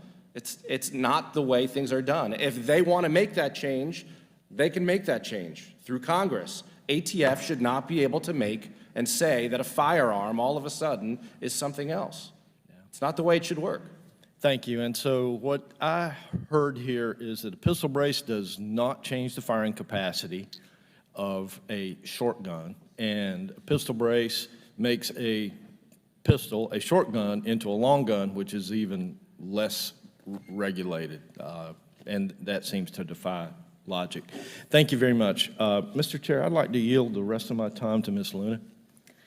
I just want to correct for the record, as words matter, especially here in Washington, that I did not say I was the only person, but I am definitely the only person that has those listed experiences. So to take my words out of context, I'm not in the business of listening to if people are offended. I'm in the business into finding the facts, and the facts is that I have one job, and that is to uphold and defend the Constitution, and for people to try to take that and then use this position, clearly that, again, I will reiterate that we are focusing on a brace, not gun violence, and the rest of these topics and rabbit trails that they're going down. The point is that bad people will always obtain guns, and regulating the rights of law-abiding citizens to do other than that is not going to do anything but enable the bad guys. Chair recognizes Representative Frost. Thank you so much, Mr. Chair. You know, I'm glad to hear that my colleagues on the other side of the aisle, and I've heard it said time and time again, are very concerned about the overreach of government. And I want to give a suggestion. We should look at a state where government is very much overreaching, my state of Florida, where our Governor Ron DeSantis is abusing the power of the state to target people who disagree with him. And so if folks want to talk about government overreach, I suggest going to where it is the worst, in fascist Governor DeSantis. I'll also say this. We heard people talking about, folks talking about disabled veterans, which is an incredibly important issue to me, as my father and a lot of folks in my families are veterans. I come from a military family. But I just want to state for the record, no disabled veteran group submitted public comment about the ATF rule as an issue. And when we reached out to these groups, they advised that they do not intend on taking that position. Mr. Wilcox, do you want to speculate why they're not wanting to comment on this? I'm reticent to speak for another organization, but I'd have to guess that it's because they don't see it as a disabled veterans issue. Okay, thank you. Mr. Wilcox, how many people did we lose last year due to gun violence? There was 48,830 people killed by guns in this country last year. I know we lose 100 lives a day due to gun violence. Hundreds are shot a day, and thousands survive shootings. Is that correct, Mr. Wilcox? That's right, and my numbers actually were for 2021, not For last year. Over time, is this problem getting worse, or is it getting better? Sadly and tragically, it is getting worse. The rate of gun deaths has increased 39% from 2012 to 2021. Does the premise of this hearing get us any closer to solving gun violence? I think at times we've talked about the value of ATF and common sense gun laws, but I think the premise itself that does not get us of the hearing much closer to the solutions that we need to this gun violence epidemic. I just heard one of my colleagues bring up the fact that this hearing's about a brace and it's not about gun violence or victims or anything like that. And I think it goes to show just how much people don't understand what it means to take a step back and look at an issue holistically. And that's why this is about everything. It's about victims. It's about the brace. It's about the families. It's about the fact that if you have a child in this country and God forbid they die before the age of 18, the most likely reason is because they were shot to death in this country in 2023. You know, I plan on acknowledging 3 people. Both of them are not in this room anymore. Folks who I've worked with and that I know, Manny and Patricia Oliver, who lost their son, Joaquin Oliver, in the Parkland shooting. To lose a child to gun violence, to see the photos of your child sitting in a pool of blood, I can't imagine that. You know, Manny and Patricia have dedicated their lives to fighting for a world where true justice can be achieved because, unfortunately, there is no justice for the dead. And true justice is ensuring that this never happens again. I fight alongside Manny and Patricia Oliver. I believe that they are American heroes. And what they always say is they don't want their son Joaquin to be remembered as a victim. They want him to be remembered as an activist. And today, Republicans on this committee chose to sit in front of those parents and the survivors and organizers and advocates that are in the audience right now. People who are reliving their trauma, listening through this, people impacted by gun violence across the nation, and show that their priority is gun lobby money, manufacturers who profit off death, and creating fake narratives for political gain. Again, the leading cause of death for kids in America is guns. And today's hearing is about distracting the people from the truth. They want you to believe that the greater threat is the ATF, and not the facts that are in front of us. We heard one of my colleagues bring up facts. Let's look at the facts, and I just said them. 100 people a day. And I know it's easy to say a number and forget that behind every number, there's a human. There's a Joaquin Oliver. Enough is enough, not one more. And to all the organizers, advocates, survivors, and families here today, I'm so sorry that you've had to sit through this hearing. I'm so sorry that you had to see what happened outside to Manny and Patricia, who are just fighting for a world where no other parents have to go through what they went through. And I, for one, believe this has nothing to do with policy and everything to do with politics. And I won't be listening to another second of it, and I wouldn't blame you all if you made the same decision. I yield back. Chair recognizes Representative Higgins. Thank you, Mr. Chairman. I'd like to introduce for the record a copy of a bill, H.R. 1678, titled the Protecting Legal Firearms Ownership Act of 2023.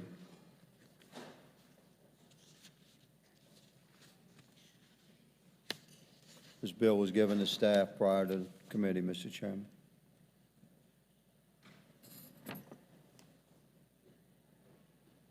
Ask unanimous. Without objection. Consent.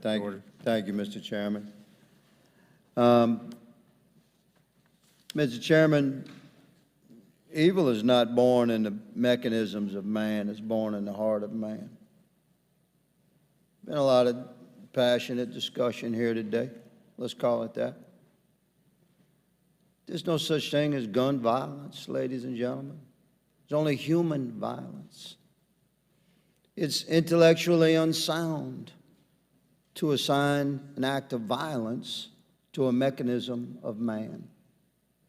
So we are an assemblage of people, and sometimes it's quite inconvenient to my colleagues that lean left, that we live in a representative republic, and we are a constitutionalist nation.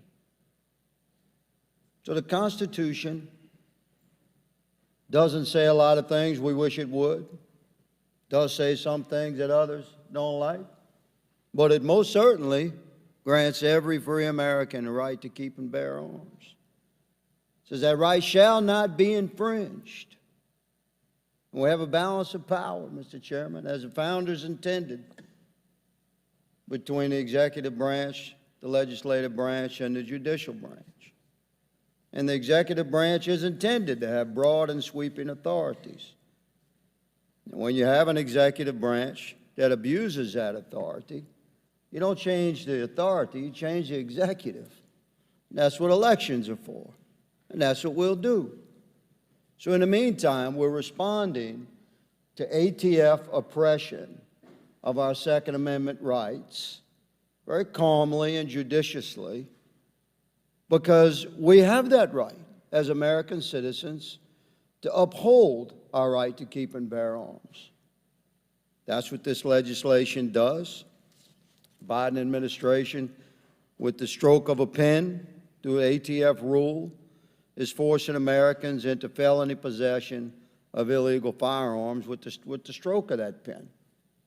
So this legislation maintains the legal possession and ownership of a firearm or a firearm attachment according to the rule regime that existed when it was legally owned and possessed. Pretty simple response to the oppression we're seeing out of the federal government. Ms. Swearer, thank you for being here. Do you recognize that the founders intended to give broad authority to the executive branch? No, the authority of the executive branch, just as for all branches of government, is fairly limited, and certainly the executive branch is not tasked with such broad authority to create or pass or legislate laws into existence, just to enforce those. Solid answer. We can debate about that when we have more time. I would suggest that the language of the Constitution does indeed intend is what I call executive authority. There's no votes, there's no legislation passed, there's no judicial procedure. It's executive authority. So when that executive authority is abused and infringes upon our constitutional rights, do we not, as Americans, you're a constitutionalist, good lady, I'm sure, do we not, as Americans, have the right to respond and stand for our rights? Well, certainly the congressional branch has the opportunity to respond with both other branches for checks and balances. We can write legislation, but individual Americans have that right to stand, correct?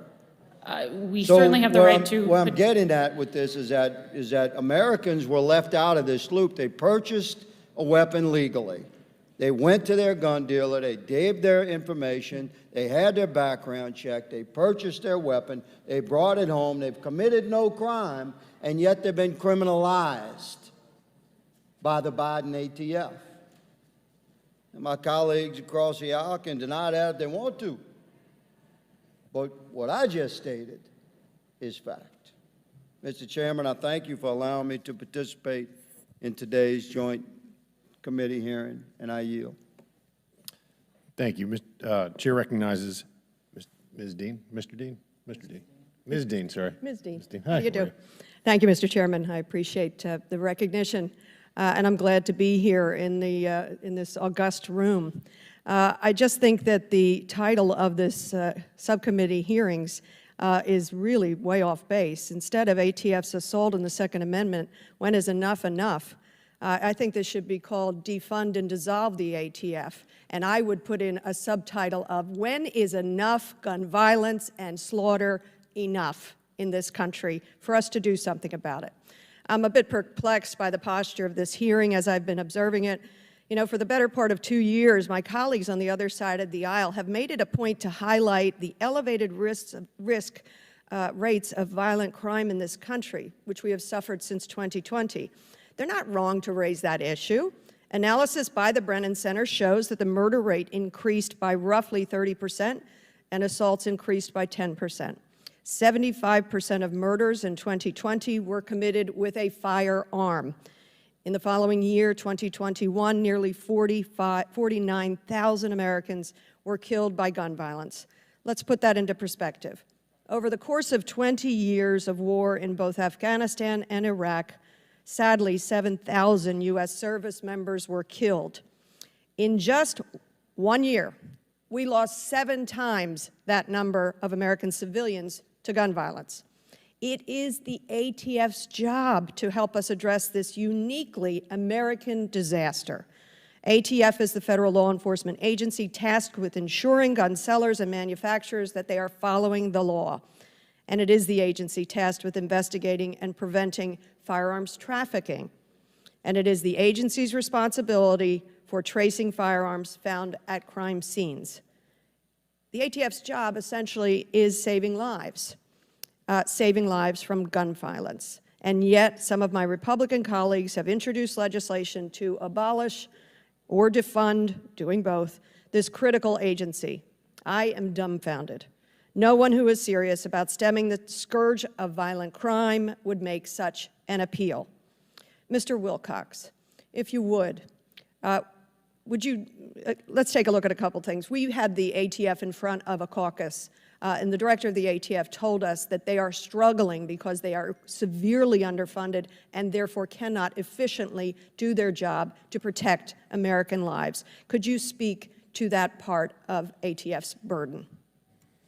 I mean, ATF has been underfunded for years, and I think thankfully this Congress finally changed that last appropriation cycle where they were appropriated $1.7 billion, which was a 14% increase, and included a $75 million appropriation to build a new crime gun tracing facility out in Kansas, an event that the director was at, along with Senate Republican Senator Moran, showing the bipartisan nature of funding ATF when there's real desire to fight crime and prevent gun violence. Yes, and I hope we don't undo that. Last year, ATF took action to reduce the prevalence of ghost guns, particularly difficult in my southeastern region of Pennsylvania, guns that lack a serial number and cannot be traced by law enforcement. Why are ghost guns a particular threat to our public safety? Look, ghost gun parts and the companies that sell them was a kind of money-making endeavor to get around the gun safety laws and create a product that was untraceable, perfectly designed for gun traffickers or those who wish to avoid a background check or detection. It makes law enforcement's job incredibly difficult because when a ghost gun is recovered at a crime scene, you can't tell who made it, who sold it, who first purchased it, and so the trail can run dry in an investigation right off the bat, and you can't actually identify the gun trafficking channels that are funneling guns into our cities. I thank you for that. Again, this was about ATF's assault on the Second Amendment. I wonder if any of the panelists, do you represent the ATF? Anybody here on behalf of the ATF? I find it strange that we would have such a hearing about ATF's alleged assault on the Second Amendment without bothering to ask. Will the gentlelady yield? No, I won't. Thank you. Without bothering to ask ATF. With that, I yield the remainder of my time. To Mr. Biggs? No, okay. Chair recognizes Mr. Roy. Thank my colleague from Texas, and I would simply note, and I just came from another hearing, I know we've got votes coming on the floor, the extraordinary concern that we have with bureaucrats making law, right? I mean, that's at the crux of this. We can talk about guns, we can talk about putting bad guys in jail, I'll do that in a minute, but at the crux of this is a bureaucrat making a unilateral decision to try to turn millions of Americans into felons, to advance a radical leftist agenda, which is clearly what is at play. And I wonder if, Ms. Swear, if you could comment, to the extent you already haven't, but just to reiterate, the extent to which the unilateral action by bureaucrats at an agency, at ATF, to do what Congress has not done, how that is clearly in violation of our separation of powers principles at play.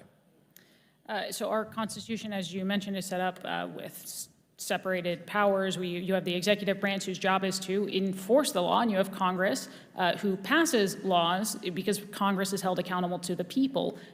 They are the ones who are elected.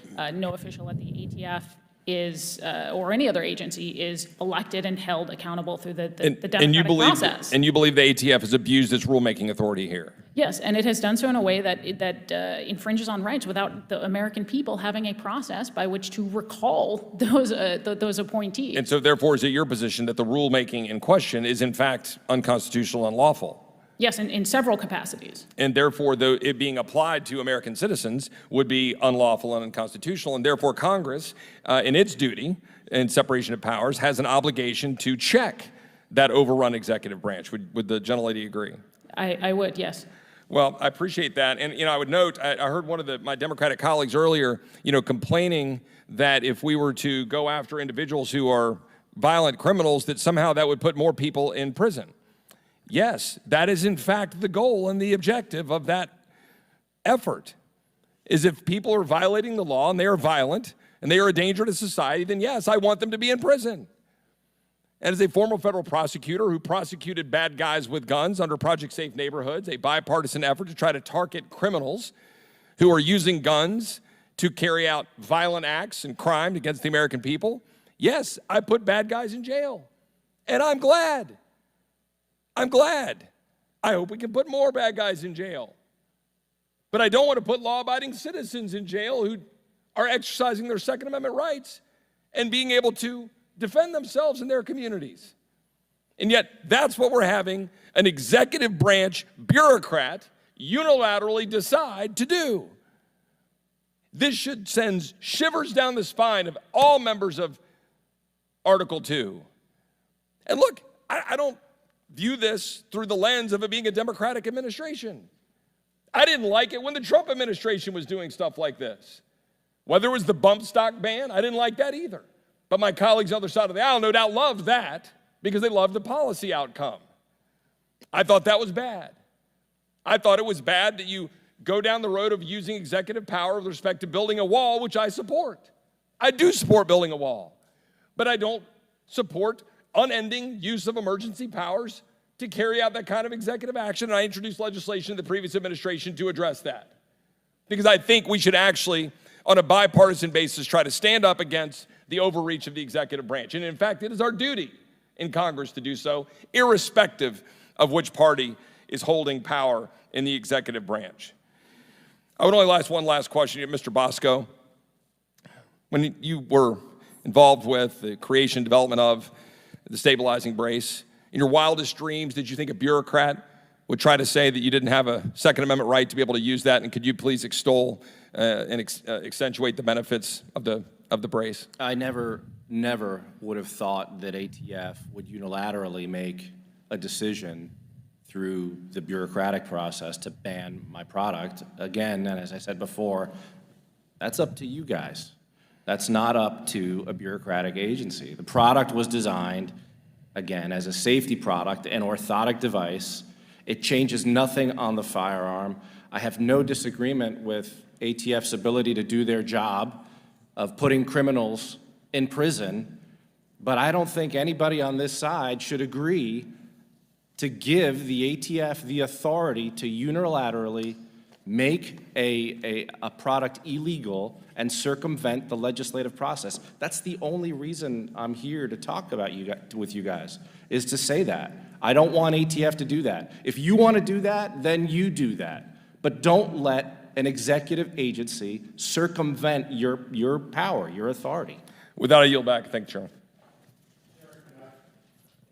Chair recognizes Mr. Khanna. Thank you, Mr. Chair. Mr. Chair, I want to use my 5 minutes to speak about what happened in this room earlier. Manuel and Patricia Oliver were here.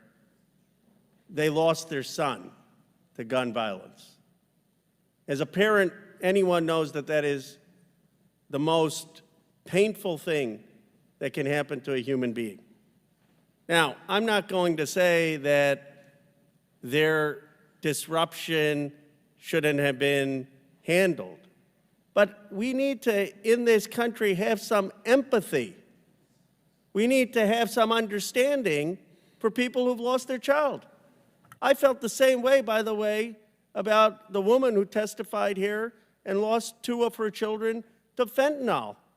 And I said, we need to have empathy for someone who's coming to the United States Congress and borne grief of the most unspeakable kind. And so if they curse or if they are angry, let's understand where that anger and pain is coming from. This is not about debating policy. We can have policy disagreements. This is about human empathy for a family who has faced enormous grief, regardless of where you stand. Gentleman yield. Yes, sir. How in the world do I know? I didn't know that woman. I didn't know. I have empathy for anyone that loses a child. I have children. I had no idea who she was. She was disrupting the hearing. She was asked to stop. She continued, and then she was removed, and then she ended up re-entering. So I don't know her. She was a stranger to me. Mr. Chair, I'm not questioning your motives, actually, and we've been on committees together. We've had conversation. One of the things I'm hoping you'll ask is, my understanding is that the father here was actually arrested, and I hope you would echo on a bipartisan basis that he should not be arrested for that, and that someone who has lost their son, that they should at least, yes, okay, they disrupted the hearing, but come on, to arrest them for that, and I think... I believe he wasn't arrested for just leaving. I don't know what happened in the hallway.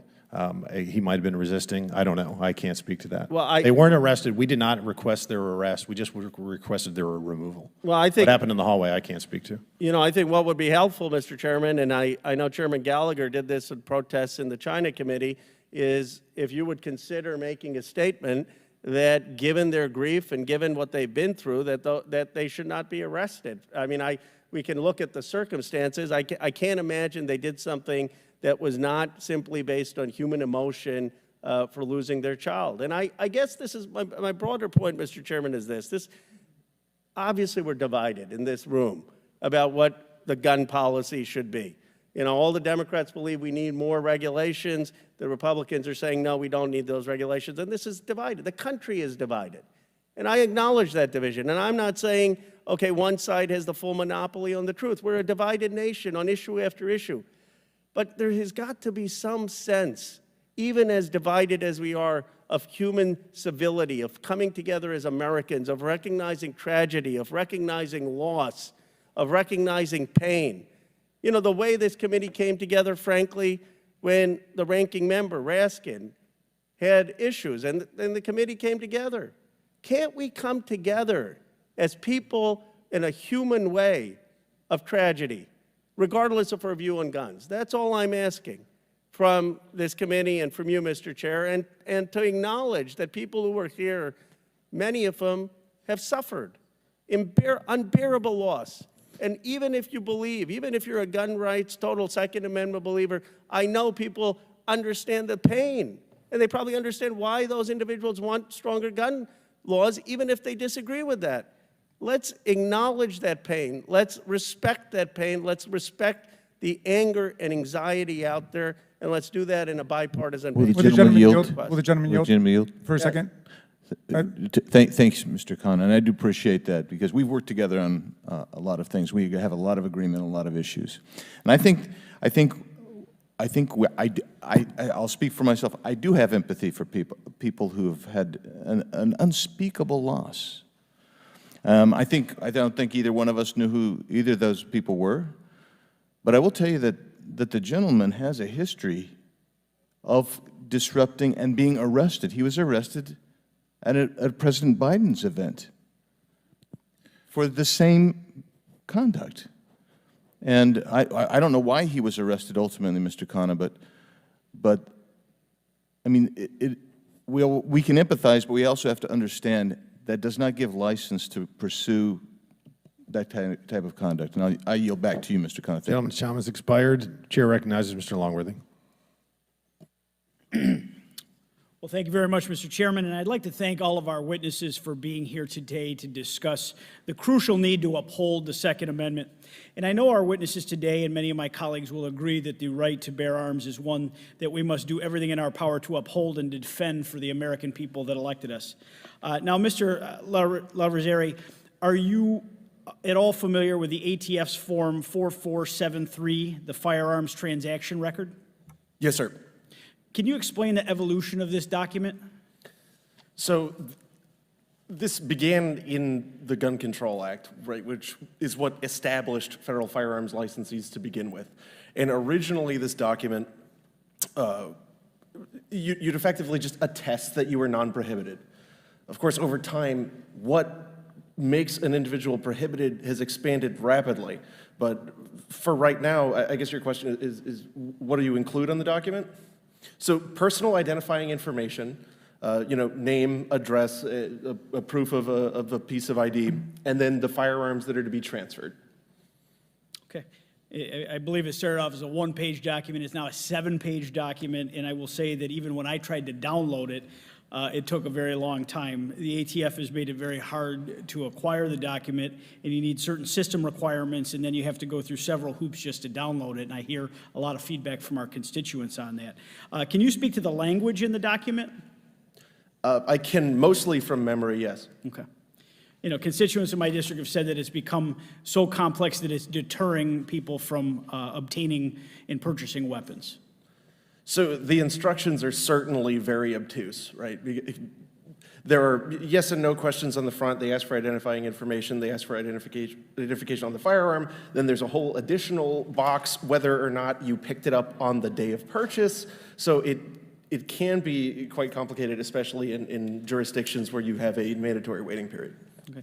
Do you believe that the agenda at the ATF was to make the document a deterrent for law-abiding citizens to purchase firearms?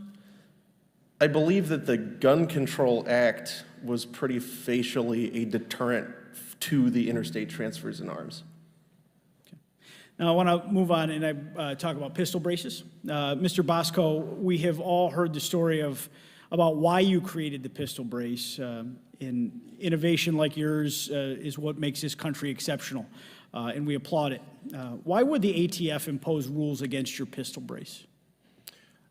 I mean, I can't speak specifically to why or what the ATF did. I do know that it is a political issue. So essentially, the political winds at ATF changed after 10 years, and they decided that that was something that they were going to go after. We do understand that there were people. There was a transition team involved when Trump finished his presidency, and there was a Biden transition team that went into ATF and requested ATF, asked them what things should we be working on, and those were the points that President Biden pointed out in his first speech about firearm regulation in his first weeks in office. Well, I do know that constituents of mine, specifically returning veterans who go to ranges, think it is an absolutely great innovation. It is very helpful to them in their lives. And lastly, Ms. Swearer, do you think that the recent ATF rules that are allegedly meant to deter crime might be leading Americans to obtain weapons in illegal fashion? I'm sorry, I'm not sure I understood that question. Okay, some of the various ATF rules and regulations that have been put on the books in the last several years, do you believe that they've been intended to make our law-abiding gun owners and purchasers appear to be acting in an illegal fashion? Well, I'm not sure that the intent is to make it look that way, but in practice, that is what happens, is you have law-abiding, peaceable citizens who, especially in the case of this pistol brace rule, are sitting there with their lawfully obtained firearms, and then a lot of times even without their knowledge, because they're not paying attention to what goes on in regulatory rulemaking processes. Overnight, they are now felons, whether they recognize it or not. So in practice, regardless of what the intent is, in practice, this is not directed at violent criminals. It is directed at and has the effect of creating criminals out of peaceable citizens. That's great. In my home state of New York, many regulations have been put on the books that have drastically deterred legal gun dealers from selling to law-abiding citizens in preventing them from purchasing arms. Can you speak to what ridiculous gun regulations are doing to the law-abiding gun owners and legal gun dealers?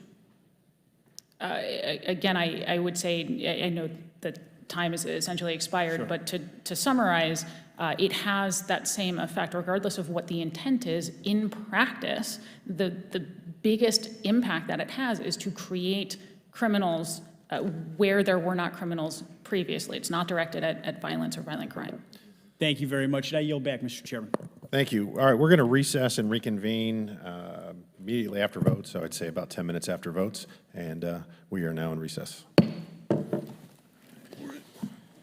Bathroom break. You're drinking more water than I am. I thought they were going to gavel that down. I know. Sorry, I didn't want to be like this.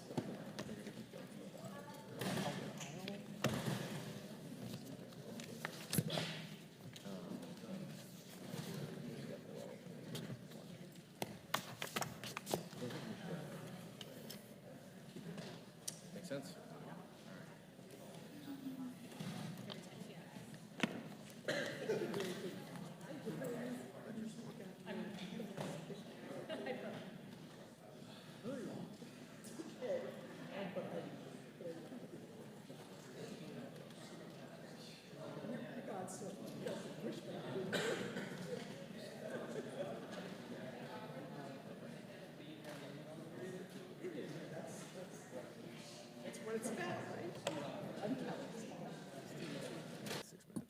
Thank you, Mr. Chairman. I thank the witnesses for being here today. All of you, and even though I disagree with Mr. Wilcox on many things, we've encountered each other before in other hearings, so I appreciate you being here as well, and I appreciate all of you and your testimony. Passionate and thoughtful. If somebody were to just join us, just real briefly, Mr. Bosco again, pistol brace is designed to do what? A pistol brace is an orthotic device designed to help people with limited mobility, including our wounded veterans, fire these large, unwieldy pistols in a more safe manner. Does it make it, and it does not make the gun more lethal? It is not a force multiplier, no. All right. Well, let's just get to the nub of this, and I'll ask all of you this question. Mr. Bosco, as the designer, inventor of the pistol brace, did the ATF contact you for input or collaboration when it went to change the rule that you'd been relying on for 10 years? No, they didn't, but for years we worked with ATF to try to get to the bottom of parameters that we could work with to allow us to make a product that fit and suit what they thought the needs should be. Ms. Swerd, as an expert in this area, were you contacted? I was not, no. Mr. Wilcox, I believe you initiated some of this with regard to pistol brace, the rule change. Am I wrong on that? I thought that's what you testified to earlier. No, that's incorrect, sir. You submitted a request through the portal. What did you request? That was for the ghost gun regulation. Oh, excuse me. So you requested a regulation change for ghost guns? Yes, we submitted a petition for rulemaking through the formal process. Okay. But you initiated that. That wasn't like they came to you. You initiated that, right? Correct. Okay. Mr. Larossi, were you, as a practitioner in this area, were you extended the opportunity by ATF to, did they call you and say, let's collaborate on this? No, sir. Okay. Mr. Larossi, were any laws changed in Congress to allow any of these things, the outlawing of the gun brace, the ghost gun law, or the zero tolerance policy? Anything that'll authorize that zero tolerance policy by this body? Absolutely not, sir. Ms. Swear, is that accurate? Sorry, can you repeat the question? Yeah. Did this body, this House of Representatives, Congress, and the President enact any law providing for control of ghost guns, outlawing pistol braces, or authorizing ATF to enact a zero tolerance policy? No, it did not. So this is essentially a bureaucratic institution that has decided it's going to impose its will, and that will is going to be imposed by one or two people at the top of the ATF, and then they're going to funnel it down to all the ATF workers to enforce. I want to tell you that that is certainly antithetical to the Constitution of the United States and the separation of powers. So my constituents fear that what they legally possess today will soon be make them a felon through administrative rulemaking. One of my constituents tells me that the ATF is denying his fourth NFA tax stamp because the ATF says that information is incorrect on his application. That's a technical issue. The only problem is that the ATF said the information was correct most recently in the same e-form that was correct in October of 2022. Another concerning example, FFL in my district was inspected by the ATF, and the agent took personal pictures of the FFL's records without the FFL's consent. This happened in my district. One constituent waited more than 450 days for ATF to resolve his suppressor application. I could go on. I've got a whole list of these things that have gone on in my district. And this is because ATF is basically run amok. It is a bureaucracy, and they're the same people that gave us Operation Fearless. If you remember, those of you may remember Operation Fearless, where they lost guns and weapons in Milwaukee. And then they came and testified before Congress that that sting operation, it was a mistake, yes, and we only did it in Milwaukee. And then reports came out. They'd done it all over the country in many locations. This is the same group of people that put together Fast and Furious. And Fast and Furious, where traces indicated that a gun sold by the FFL was actually sold to ATF agents. And I'm told we should trust the ATF. They're a great agency. And I'm telling you, they're not. And I would just make a couple other quick comments here. I did think it was humorous when my friend, the ranking member Nadler, talked about the radicalist Supreme Court because he didn't like their ruling. I thought that was interesting. And I thought it's also interesting that he now supports AFT's rulings on the any of these bans. But guess what? He didn't say anything. He seemed to be okay with them for the previous 10 years. And they had controlled every arm of government, House, Senate, and the presidency. And they could have made all these changes through the appropriate mechanism, which is to introduce legislation, vote on it, debate on it, and if it passes, send it to the president. Couldn't get it done. So now what they want to do is resort to what they always want to do, and that's the authoritarian complex of the left, and I yield back. Thank you. In closing, I want to thank our panelists once again for their important and insightful testimony today, all of you. Apologize for what happened earlier. And, listen, we have rules for the way members, witnesses, and the public conduct themselves. And regardless of their reasoning, and there's no way anybody up here can be a mind reader otherwise, I wouldn't do anything different and won't.